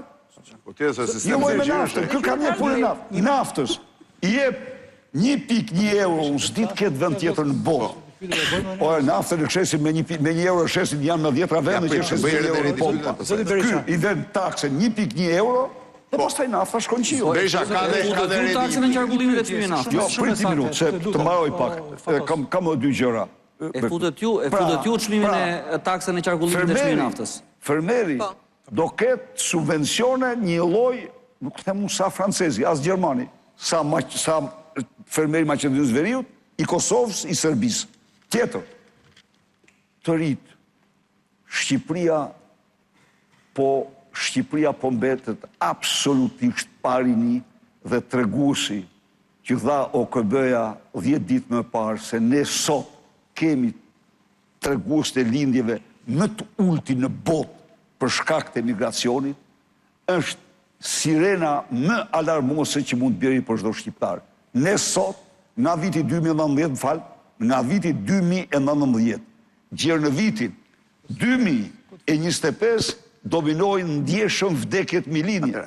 Shkon matë, 13 lindje, shkon ersek, 1 lindje në vit. Si do i bëjmë? Ska qifte të reja, kush do lindje? Më fali, atëherë, shtëpit bosh, shtëpit pa fëmijë, shtëpit pa djep, ku qartë ardhë në ka ky kom? Ky kom zhduket që të zhdukur kombe një Si do i bëni, Zoti Berisha, si do i bëni këto të rinj që keni këtu? Do bëni edhe këtë për këtë çfarë do bëjmë nëse kemi një politikë. Zoti Berisha, një këtë e konsiderojmë për programin. Ne këtë konsiderojmë. Shumë mesazhe që thonë. Kryesor për shpëtimin e kombit. Si do i bëni këto të rinj që janë këtu që mos largohen? Atë ç'do bëjmë ne? Dhe ata bashkëpunëtorët e tyre që janë larguar të kthehen, si do i bëni? Pagu me bonus 70 euro. Fëmia i dytë me bonus 60 euro.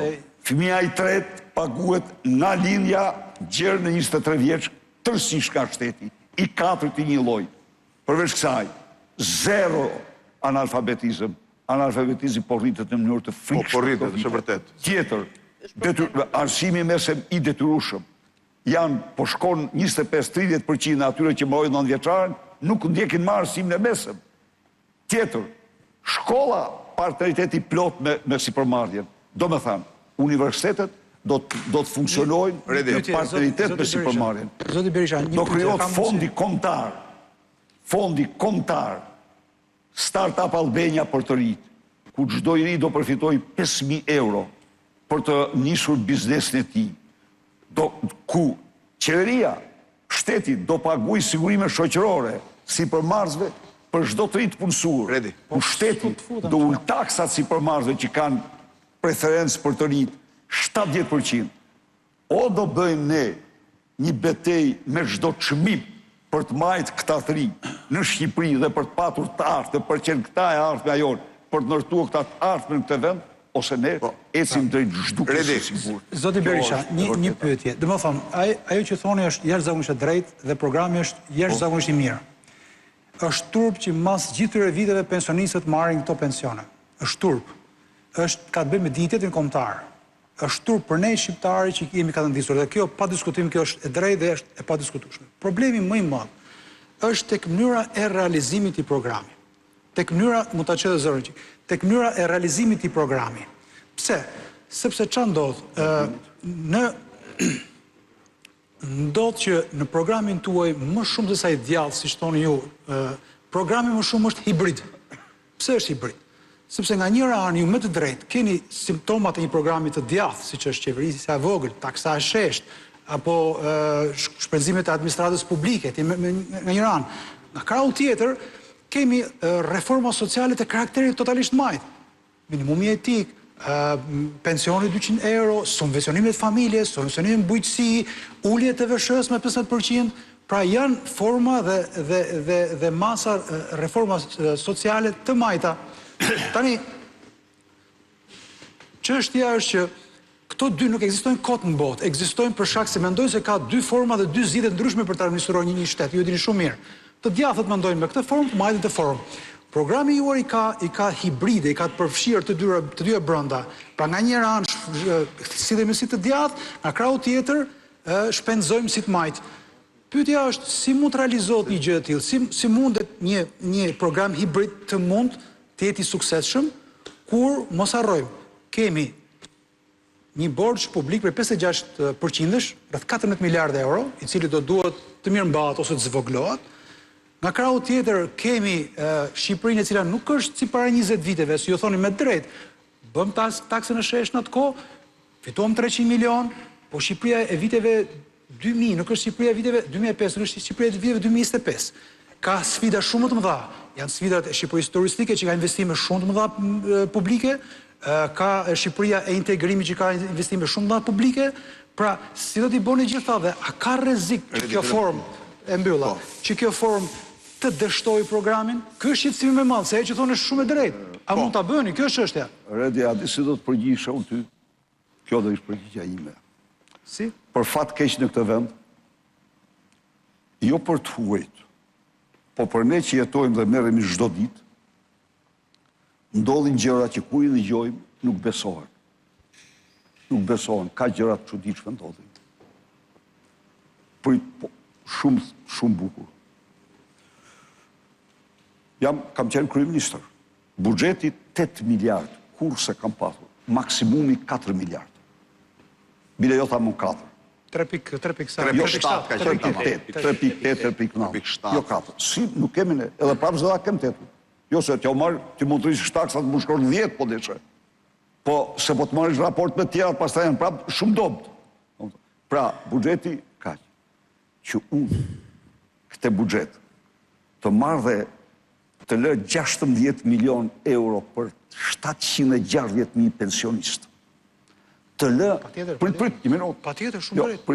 Të lë 57 milion euro, nga cilat 20 milion i merë administrata, për 380.000 fermerë të cilat zbashku punësojnë 500.000 shqiptarë dhe japin 19% të prodhimit të brendshëm të vendit, unë këte të lë për shtetësin 800-900 milion dhe asë 1 miliard jo tamam, në një kohë kur të smurët e shof çdo ditë që vdesin nga mungesa e ilaçeve, dhe të marrë të çojë në rrugë 12 miliardë në disa vite, jo në një vit.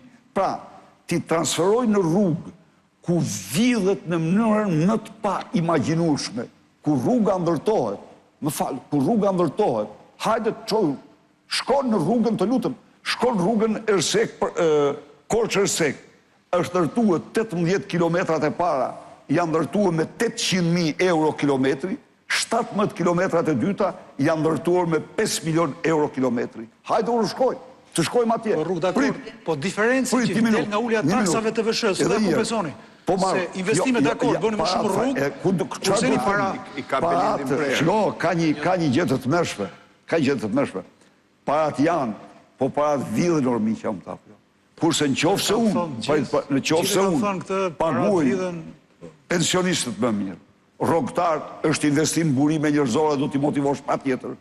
Dhe të shfrytëzoj rastin tani e kam një mesazh për administratën.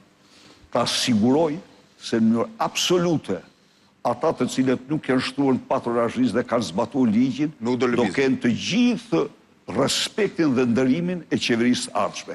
Pra, qofse ti shton rrogat, motivon, në qofse ti ul taksat, i jep lirisë ekonomike, pra, por, kur vendi arrin në emergjencë, kur vendi arrin në emergjencë, kur vendi arrin të ketë treguesin më të ulët në botë të lindjeve, atëherë, ti në qofse nuk merr masa emergjente, në qofse të gjithë potencialet tua si shtet nuk i bën që ta nënçosh këte, ti zhdukesh në këtë mënyrë.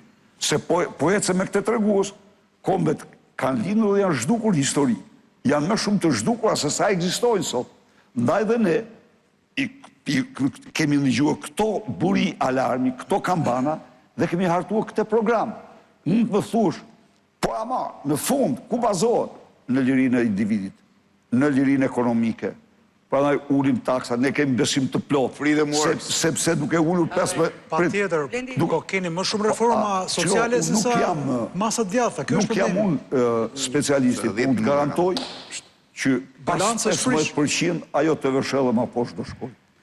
Se atëherë kur unë nuk kisha njohuri ekonomike, por besoja Ronald Reaganin, unë vura të vëshën 12.5%. Më të ullëtë në botë përveç... Atere ju falej, Zoti Berisha, se s'dinim gjë. Po sot që i dim nuk falet. Po jo, po a di që ndodhi atërë? Shqiptarët e nisen si pas FMN-s me 200 euro në muaj të ardhura, kaluar në 400, në 600, në 800. Lindi shpresa. Po sot i kemi... Mese se s'ty kësej. Zoti Berisha ju thoni që jeni alternativa ndaj atyre që janë në pushtet në këtë moment. Dhe thoni gjithë këtë program të cilin do zbatoni dhe do ta bëni. Tash pyetja ime është, juve në të gjithë epokën mbas rënies së komunizmit dhe tutje, kanë qenë më shumë rastet që keni humbur se rastet që keni fituar si Parti Demokratike në zgjedhje apo në bashki apo në zgjedhjet e parlamentit.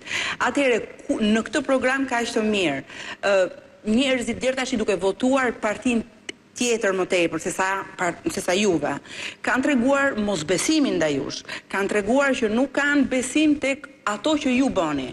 Në këtë rast për të qenë alternativa që ju i propozoni këtij populli, çfarë do bëni që nuk e keni bërë herë të tjera kur keni qenë në pushtet dhe kësaj radhe do ta bënit më mirë? Kjo është një pyetje dhe një pyetje tjetër të shpejtë, ka të bëjë me fermerët që Zoti Berisha ju përmendni shumë shpesh. Dhe me fermerët në program keni lidhur edhe faktorin me fermerët. Jo, e kam qef atë temën, bujësinë e kam qef. Ka Made in Albania. Si do e zgjidhi sepse është një nga autorët që u copëzuan tokat dhe ju dhanë për frym fshatarëve të gjitha merak, është Zoti Berisha. Kështu që...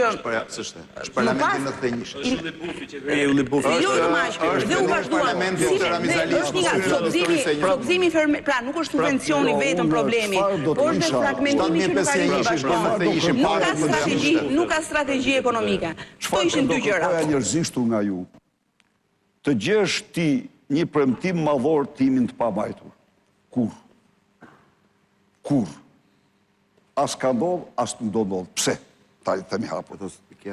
Pas se të bëj një premtim, unë i llogaris shumë mirë. Edhe nuk shoj kur në maksimum. Jo. Nuk shoj kur në maksimum. I kam ca ligje të mia të brendshme. Dhe nuk ka ndodhur kur që unë të kem premtuar. Kam thënë do dy fishoj rrogat janë dy fishuar. Kam thënë do dy fishoj pensionet e ulta, pensionet e ulta janë dy fishuar. Kam thënë do bëj rrugën e kombit dhe kur kam thënë unë do bëhet rruga e kombit, të themi gjë domethënë që ata që më rrethonin kanë folë vetë me vete. Ç'po thot ky? Por është bërë. Megjithatë njerëzit ju besuar më pak. Është bërë dhe është realitet ajo, është një nga veprat që i dha ekonomisë shqiptare mbështetjen më të fuqishme. Në qoftë se ka një vepër. Edhe fillesa e turizmit në Shqipëri. Do. Fillesa e turizmit në Shqipëri ajo ishte. Po aty ishte gjithçka. Bëj një pyetje politike zë Berisha çfarë fare. Pra çfarë përcaktoj si qëllim, unë edhe e premtoj, unë i qëndroj dhe këto një për një i qëndroj këtyre. Nuk kam bërë asnjë premtim në të gjithë të listë është nisë gjatë, të cilin unë nuk kam bindje absolute që e zbatoj. Një pyetje po politike. votojnë të lirë, Më fal. po që se shqiptarë votojnë të lirë, nuk ka zgjidhje tjetër. Zë Berisha një pyetje të politike. Vetëm bredi shkurt. Shkurt fare. Komisioneri i zgjedhjeve pa deklaruar në të studio që votimi do të bëhet, numërimi do bëhet i ndarë. Votimi brenda do numërohet veç dhe votimi i emigrantëve do të numërohet veç. Që do të thotë që ne do të kemi një pasqyrë të saktë se si dhe çfarë dhe sa emigrantë do të votojnë. Pyetja ime është kjo. Nëse del që emigrantët, pjesa më e madhe e tyre votojnë për ashtu siç e quani ju regjimin e Edi Ramës dhe Partinë Socialiste, a nuk është kjo shkatrimi i tezës themelore të opozitës mbi boshatisjen e vendit dhe a nuk është dështim opozitar ky? Unë mendoj që dhe besoj thellë se emigrantët votojnë thellësisht për ndryshimin. Okej, 99% votojnë si thoni ju, 1% po marrin. Në rastin 1%. Por ju keni pa besoj. E keni ndjekur se ç'po ndodh në Greqi. Po, e kam ndjekur. Kaq. A nuk është shumë akuzojnë se është paralel se mos njohë zgjedhje. Edhe një Shumë akuzojnë për se kam. Unë kam një rezolutë në Tovolin, e cila thot për këto zgjedhje. Se Edi Rama po blen vota me lek, se Edi Rama po blen vota me kanabis, po blen vota me prokurime, po blen vota me punësime dhe t'ja çfarë bërin në Greqi. Zoti Berisha, dy pyetje të fundit. Edhe një pyetje ti se kam të dy gjëra të fundit shkurt, vetëm shkurt lutem. Zoti Berisha, po ta fitonit të zgjedhje, sigurisht që do të ishte një fitore historike. Edhe heqja e non-gratës po ashtu është një gjë historike nëse do të zyrtarizohet. Por që nga angazhimi juaj në rrëzimin e komunizmit, cila është gjëja që ju e konsideroni më të rëndësishme për cilën do kujtoheni në histori? Kush është arritja më e rëndësishme e juaja? Do kujtohem për këto që do bëj. Pra për ato që keni bërë apo për këto që do bëni? Zoti Berisha, dy pyetje. Një pyetje e kam vetëm për Këto që do bëj, ju garantoj që për këto që do bëj. Zoti Berisha, dy Pra se kemi pyetje. parë akoma historinë. Shumë aspekte. Nuk e fut në histori do të sot edhe i ditë para zgjedhjeve. E sigurt kjo që. Dy pyetje kam Zoti Berisha. E para, a është kjo fushata juaj e fundit elektorale? I keni nisur 1991. Që do thot? Nuk po ju them që do humni. Po ju them edhe nëse e fitoni këtë mandat, ose dhe nëse e humni, do jetë kjo fushata fundit apo ai lart? Dhe pyetja e fundit që kam. Jo vetëm ai. Se jam kurioz. Jo vetëm ai. Ju keni 30 Ai në qiell demokratët në tokë. Dhe ju keni 35 vjet që bëni fushata elektorale. Keni nisur, unë i kam transmetuar pjesën më të madhe të tyre, jam poseduese e tyre pamjeve që askur si gjen. Kam një pyetje për kuriozitet. Me Lasivitan, më shumë ju këshilloi ai ju apo këshilluat ju atë? Jo, ai më këshilloi. Në rregull. Po, vi një gjë shkurt vetëm se kam vetëm 2 minuta. Shkurt po të lutem. Se e pyetët. Po more këshilltar të këshillon. Blendi vetëm Jo, se vetëm një gjë, lutem, zonjë, lutem, një minutë. Blendi të sqaroj një detaj se u tha disa herë që do ulni taksat ku do gjeni parat. Një sekondë se kam ardhi përgatitur si për herë. Po. Vetëm 1 miliard euro që janë vjedh, domethënë të fundit, Që ato letra si zakonisht mi lë mua. Harrojmë se zakonisht i kam për ty. Ju lutem, ta dëgjojnë edhe një herë qytetarët shqiptar se harrojnë. Një minutë. Deri tani, kjo qeveri se Edi Rama ka vjedhur 180 se ton ku janë parat. 180 milion euro ke incineratori i Tiranës ka vajtur fatura totale deri tani.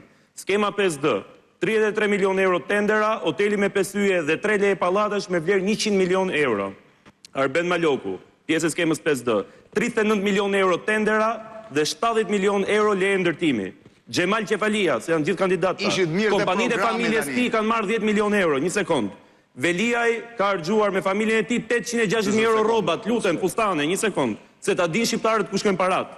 Kemi denoncuar aferën e Kamzës, 6 milion euro ka dhënë Erion Veliaj për Akip Sulin për trajtimin e mbetjeve. Bledian Dalipi është një drejtor SHE, 30 milion euro tendera drejtori Belinda Balluku, ndërkohë që ka qenë drejtor. Afera e Ervis Berberit, 4 milion euro ka vjedhur Ervis Berberi duke qenë drejtor. Ceno Klosi Spartak Kovaci, 32 milion euro tendera, gjitha këto të kallëzuara nga Partia Demokratike. Një sekond, lutem, panele diellore dhe 4 AM-ja. 150 milion euro tendera 4 AM-ja dhe parqet fotovoltaike. Tigri 1 dhe Tigri 3 i Belinda Ballukut. 120 milion euro, ti mbaroj për respekt, lutem. 66 milion euro Tërmet Peçi, që ka bërë tërmet korrupsionin, sterilizimi dhe check-upi sipas Pakut, 100 milion euro të vjedhura. Baxhanaku i Ramës me akshin 53 milion euro të vjedhura, Ekoparku i Durrësit 19 milion euro të vjedhura dhe tek goditje 50 milion euro të vjedhura ke tuneli Llogaras. Ja ku janë parat. Ma jep mua atë letrën, ja më lër aty se po s'kam kohë. A do i pranoj zgjedhjet në qoftë se ODIHR, OSBE dhe Këshilli i Evropës thonë që nuk janë të vjedhura? Kaq. Urdhëroni? A do t'i pranoni zgjedhjet qoftë se ato certifikohen nga OSBE e ODIHR-i? Qoftë se ato janë të lira të ndeshme 100%. Po kush e përcakton janë të lira të ndeshme? Ky është arbitri. Nuk ka janë standarde. Jo. Më falë një minutë. Ju e keni lexuar raport në ODIHR-it? Atëre. E keni lexuar besoj. Por e keni lexuar raport në ODIHR-it? Çfarë thotë? Para prakut. Por këtu e kanë në dorë shqiptarët. Shqiptarët do të ndëshkojnë, do votojnë këtë projekt më i miri që është paraqit para tyre, sidomos çdo paket, çdo shqiptare gjen veten në këtë projekt. Unë ftoj me këtë rast të gjithë qytetarët të votojnë edhe ata që kanë patur në të fundit problem me aktet e Edi Ramës dhe Blinkit Najmeje, tani e panë se ku ishte e drejta dhe mos harxojnë asnjë vot për Edi Ramën dhe ato krijesa që nuk gjetën forca të shkputen dhe të bashkohen me Partinë Demokratike. Po dolen me teori të pa dëgjuara kurrë më parë, teorinë se nuk jemi për rotacionin, teorinë se jemi kundër sistemit, teori e para edhe e dyta, që të dy janë favor të Edi Ramës, që të dy janë thirrje për të mbajtur në kandidojnë për një Shqipëri tjetër tani, ata kanë fare të drejtet të kandidojnë, nuk mund të jenë gjithë me radhë. Atëre, edhe unë, megjithëse sot Zoti Berisha bën thirrje për të votuar koalicionin e tij, unë i bëj thirrje të gjithë shqiptarëve të dalin të votojnë. Është e rëndësishme të votohet. Ushtrojeni drejtën tuaj, ushtrojeni drejtën tuaj kushtetuese, ushtrojeni të drejtën tuaj që buron nga liria për të votuar. Dilni dhe votoni, është në dorën tuaj të votoni atë forcë politike që ju besoni. Dhe u them shqiptarëve se vota e tyre kur nuk është mbrojtur si kësaj herë. Po, edhe kjo gjë mos keni frikë se dëgjojmë përzi që do vito, jo, dilni votoni se e keni votën. Se vota juaj është mbrojtur kësaj herë më shumë se kur, edhe ju do fitojnë. Fitoria është e sigurt. Edi Rama do marrë në datën 11 maj atë që meriton dhe pastaj fillon një kapitull i ri i pastrimit të shifemi mbrapa për këtë po ndodhi. Nga i cili ai nuk del dot pa u takuar të paktën me Mek Gonigali. Atëherë unë falenderoj zotin Berisha. E fundit zoti. Po vetëm ai po të jetë burr vjen dhe ballafaqohet. Është thirrja e fundit. Sepse ai çfarë ka bërë? Ai ka zgjedh të premten për të ardhur tu vetëm. Pasi unë e kam ftuar kudo. Është e vërtet, kjo s'ka dalë. Atëherë do bëjmë këtë. Po, ama, zoti Berisha, mamen kur ju ftonte dhe ai para 2013 dhe nuk vinit ju se paritet ish paritet. Protest rreth klanit, si për praninë e diktatorit kemi studio, kemi masa tjera nga mund të hyet. Dhe unë kam dhuratën time për te pasaport, të lutem do t'ja japish si dhurat nga unë nesër që e ke në studio. Këte pasaport. Tani... Po nuk është e identifikuar. Narkoshteti. Ja pun pasaportën. Pra da jepja pasaportën qofse në rast se don.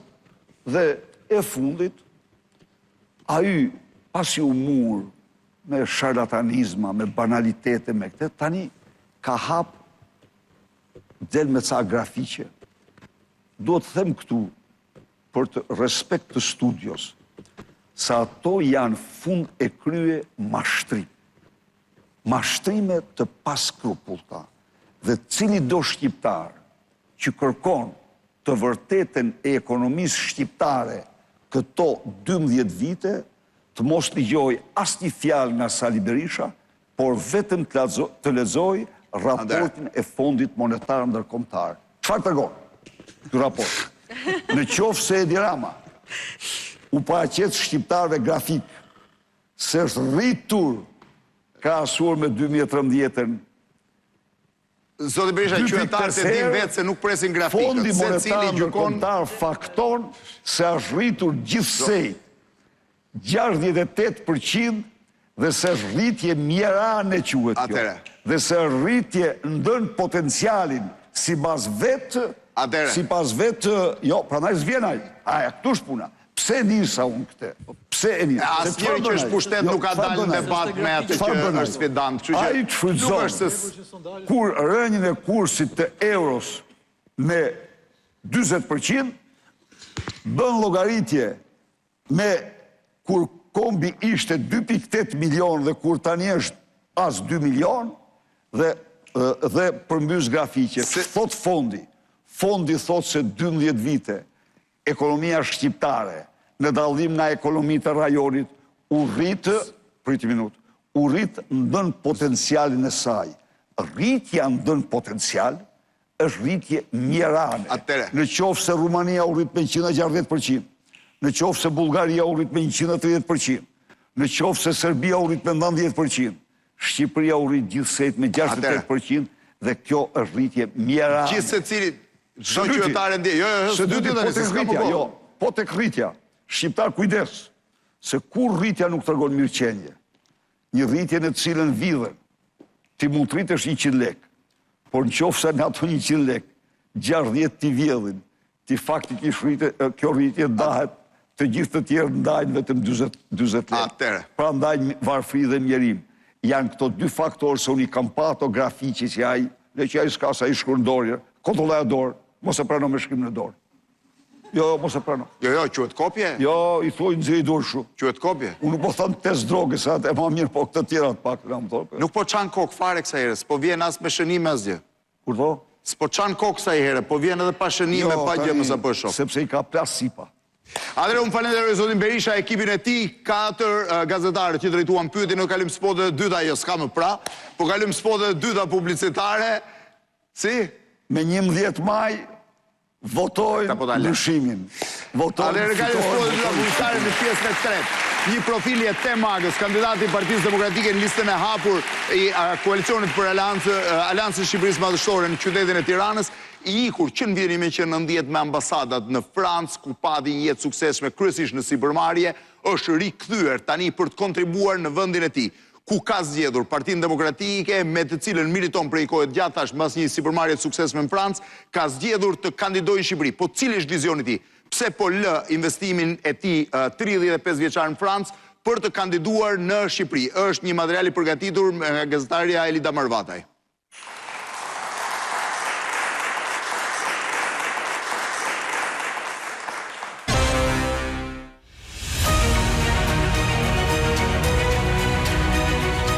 Në vitin 1990, Etem Maga ishte mes të rinjve që kërkuan lirinë përmes ambasadave në Tiranë. Ai u vendos në Paris, ku nisi një rrugtim të gjatë me sfidave të emigracionit, por me vendosmërinë për të ndërtuar një jetë të re.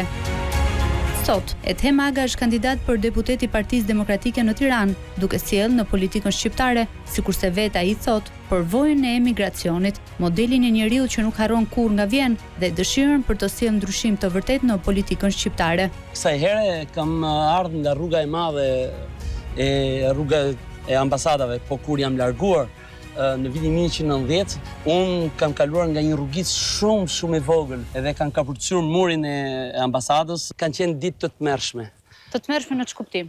Angth për familjen, frikë për veten, kanë qenë kushtet mizerabl, doja të thoja, jo në kuptimin për të hëngrë dhe për të pirë, po më shumë kishte njerëz pafund aty. Shqiptar të tjerë aty, një temperaturë nuk e di sa ka qenë, në 4 korrik i 1910 temperatura afroheshin 40 ca gradë. E dije se çfarë të priste apo ishte gjithçka e panjohur? Jo, asnjë gjë nuk dija që çfarë më priste. Si duhet largohesha? Unë e kisha vendosur që do të largohesha. Ishte në dieni familja për këtë vendim që ti more?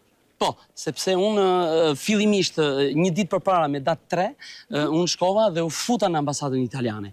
Pra ti pas ke tentuar në ambasadën italiane një? Po, fillimisht ishte edhe një nga ëndrat, ne shifshim edhe televizion italian. Po, kishim më shumë kontakt. Kishim më shumë kontakt dhe më afër nesh. Aty, kur u futa në ambasadën italiane, mendova që gjën e vetme që kisha në jetë ishte diploma. Thash, po i ki shtëpi, po marr diplomën dhe po kthehem. Kur u ktheva nga Farka, ishte blindume. Gjithë ishte e blindume. Të shua ëndra në atë moment? Më shua ëndra, jo. U mërzita shumë. I thash Imat, babës tim, më tha që mos hik, mos u largo nga ky vend. Bilis ka edhe një epizod më mori dhe më mori diplomën dhe më afshehu. Që ti mos largohesh të mori diplomën? Që mos largohesha nga Shqipëria, nuk donte që unë të largohesha nga Shqipëria. Të fshehu diplomën? Më fshehu diplomën, edhe u ngrita shumë herët atë ditë të 4 korrikut 1990, edhe e gjej babën tim afër trinës aty, që ishte gardhi, shtëpia ishte rrethuar me një gardh dhe kishte një trinë të vjetër aty, edhe i them që lutem ma jep diplomën, sepse me diplomë ose pa diplomë unë do të largohem nga Shqipëria. Pra ti ja bëre çfarë që ti e kishe ndarë mendjen? Unë e kisha ndarë mendjen. Si ishte rruga nga Shqipëria drejt Francës? E mbushur me plot peripeci? Me plot peripeci, me plot episode. Me datë 12 duhet këtë qenë diçka e tillë. Erdhën disa autobuza, në futën në autobuza, edhe këtu ke rruga Kavajës, pak më larg, u larguam drejt Durrësit. Diku nga Droqi, rruga ishte e mbushur me ushtar. Aty ndaluan autobuzat edhe filluan edhe na kontrollonin pasaportat. Unë mendova që ishte fundi i jetës tonë në atë moment. Edhe në thanë që do të na nxjerrin dhe do të na vrasin. Përpos frikës që është e natyrshme në atë moment, çfarë ndjen njeriu kur mendon që mund të jetë para fundit? Familjen. Nga aty hikëm edhe shkum drejt portit të Durrësit. Aty pash një anije të madhe që na priste. Kemi arritur me 14 korrik. E them këtë pse 14 korrik është festa kombëtare franceze. Nga porti i Marseilles me tren kemi shkuar drejt një baze militare që është bazë militare de Creil. Nga aty na çon në një kamp të vogël. Ti u vendose në një shtet të ri ku pak ose as pak dije për atë çfarë të priste më vonë, u përballe me një gjuhë të re, me një realitet të ri, çfarë ndjesie të dha? Gjërat e para mjet që më kanë shokuar në thojza ishin ngjyrat. Ngjyra, gjithanë ngjyra. Ngjyrat dhe dritat. Ti kishe parë në Tiranë godina të zymë? Në Tiranë bardhë zi, edhe pa drita, ca dritat zbeta, ca diçka e tillë, edhe për herë të parë kur shkova në Paris, wow, qa bukurie, qa mahnice. Kishe kontakt në familje ndërkohë kishe jo, javët e para nuk kishim asnjë kontakt edhe kjo ishte të merr në vete. Brenga jote. Brenga ime, po që mos i kishte ndodhur diçka, bile me kthim. Nuk dëgjoj as radio, s'kisha asnjë lajm për Shqipërinë? Jo. Me këmbëngulje dhe vizion, Ethem Aga ndërtoi një karrierë të suksesshme si sipërmarrës në industrinë e golfit, por suksesi personal nuk e shkëputi kurrë nga rënjët. Përkundrazi, ai ruajti një lidhje të fortë me Shqipërinë dhe familjen, duke tërhequr në Paris pjesëtar të tërë të familjes së gjerë, ku u integruan dhe u shkolluan. Këtu unë kam lindur edhe jam rritur në këtë lagje, deri në moshën 23 vjeçare. Ky vend transformohet për ditë, por shpirtin e ka të njëjtë. Pas regjimit komunist, familja jonë pothuajse u zhduk. I vetmi njeri që mbijetoi, ishte edhe që arriti të martoj, ishte baba im. Ne u bëm një familje e madhe me 6 fëmijë. Bëri një karrierë të suksesshme në Paris. Çfarë jete ke bërë? Në Paris, unë fillimisht kam punuar si asistent profesor, pak kohë më pas kam punuar si punëtor, shumë pak kohë më pas, unë bëra një konkurs dhe fillova punë si profesor në Collège de l'Europe. Një emigrant që ju jepte mësim francezëve. Besoj që këtu ishte krenaria e parë. Krenaria e babait tim e Zyberit, që gjëja parë që më pyeti herën e parë kur erdha, më tha, ç'a punë bo? I thash unë profesor, bab. Tha, qa thua burë, tha, profesor, tha, mëso francezët, i tha. Edhe, po ishte diçka që e pa imagjinueshme në atë kohë. Kur isha profesor, gjatë pushimeve të verës, unë nuk shkoja me pushime, po shkoja të punoja. Gjej një punë të dytë për të rritur të ardhurat. E që të ndihmoja familjen mbi të gjitha. Edhe aty më thanë që ti e tem do të punosh një golf. Golf, unë një si emër. Ti nga një vend komunist që shumë pak kishe lidhje edhe një e golfin, besoj. Po nuk e një ka fare, jo se një fjallën golf, për mu ishte golfi persik, ishte geografi, nuk ishte loja, koncepti një sport, jo, absolutisht jo. Edhe aty kam punuar në golfin e Disneyt, Disneyland Paris. Dhe dorëheqjen si mësues do u fokusove me kohë plot tek golfi? Dhash dorëheqjen për të rritur edhe të ardhurat mia, për të ndihmuar edhe familjen time, edhe u futa në këtë shpërmarrje, në këtë biznes që është golfi. Deri në 2004-ën kam punuar si drejtori i përgjithshëm një nga kompanive më të mëdha të golfit. Pas kësaj kam punuar në një aneks të Ministrisë së Rinisë dhe të Sporteve. Ishte një punë që e përvetsove shpejt apo ishte një gjë që e doje? Gjithmonë pasioni më ka udhëhequr dhe më ka ndihmuar në jetë. Kështu kam gjithë jeta ime është ndarë midis punës dhe pasionit. Ke pasione tjera?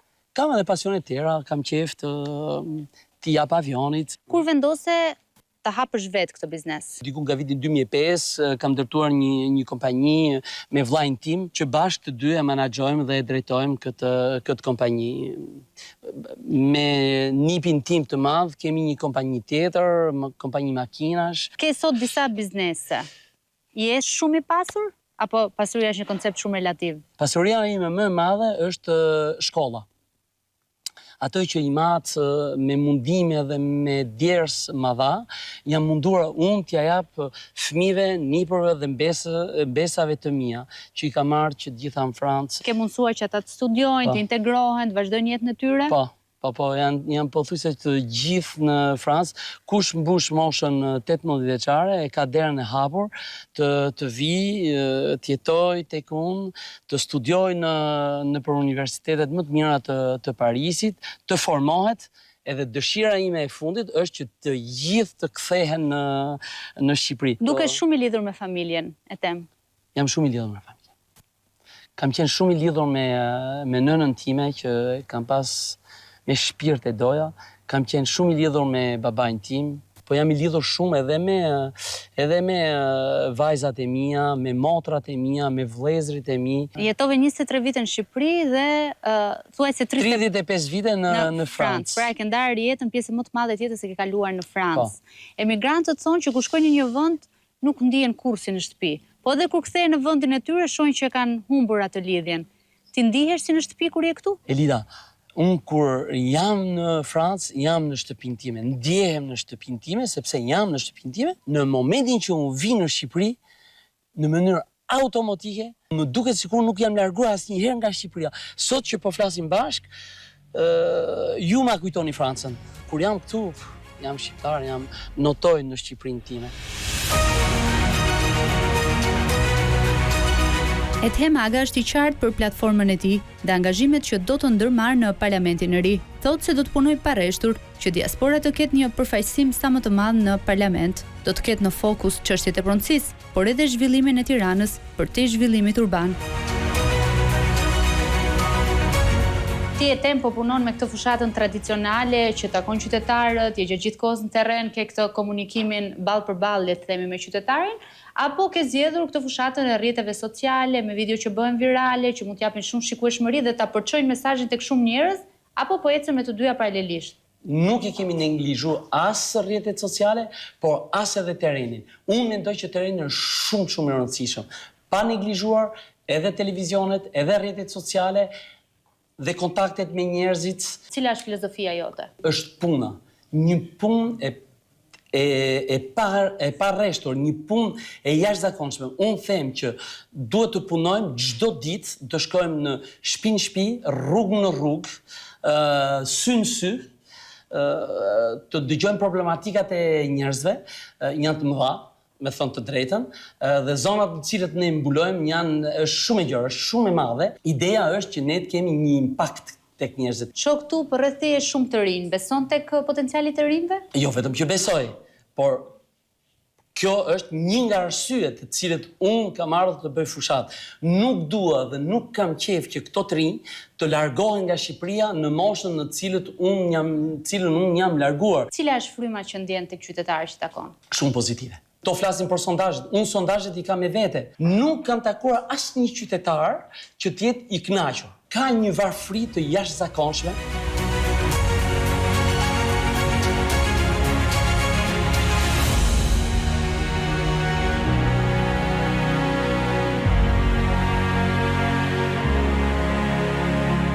Si u afrove me Partinë Demokratike? Ishin ata që të ftuan, ishte ti që u afrove? Unë kam lidhje gjaku me Partinë Demokratike. Në ç'kuptim? kuptim? Në kuptimin që Partia Demokratike më është impozuar mua si person nga jeta e familjes time, jeta ime, gjithçka, unë nuk mund bëja gjë tjetër që t'isha në Partinë Demokratike. Edhe nëse ka një njeri të vetëm në Partinë Demokratike, unë do të jem në Partinë Demokratike. Shqipëria sot ndodhet në një udhkryq. Më kujton vitin 1990, vitin që unë u largova. Po të shofësh diferencën, nuk është shumë e madhe.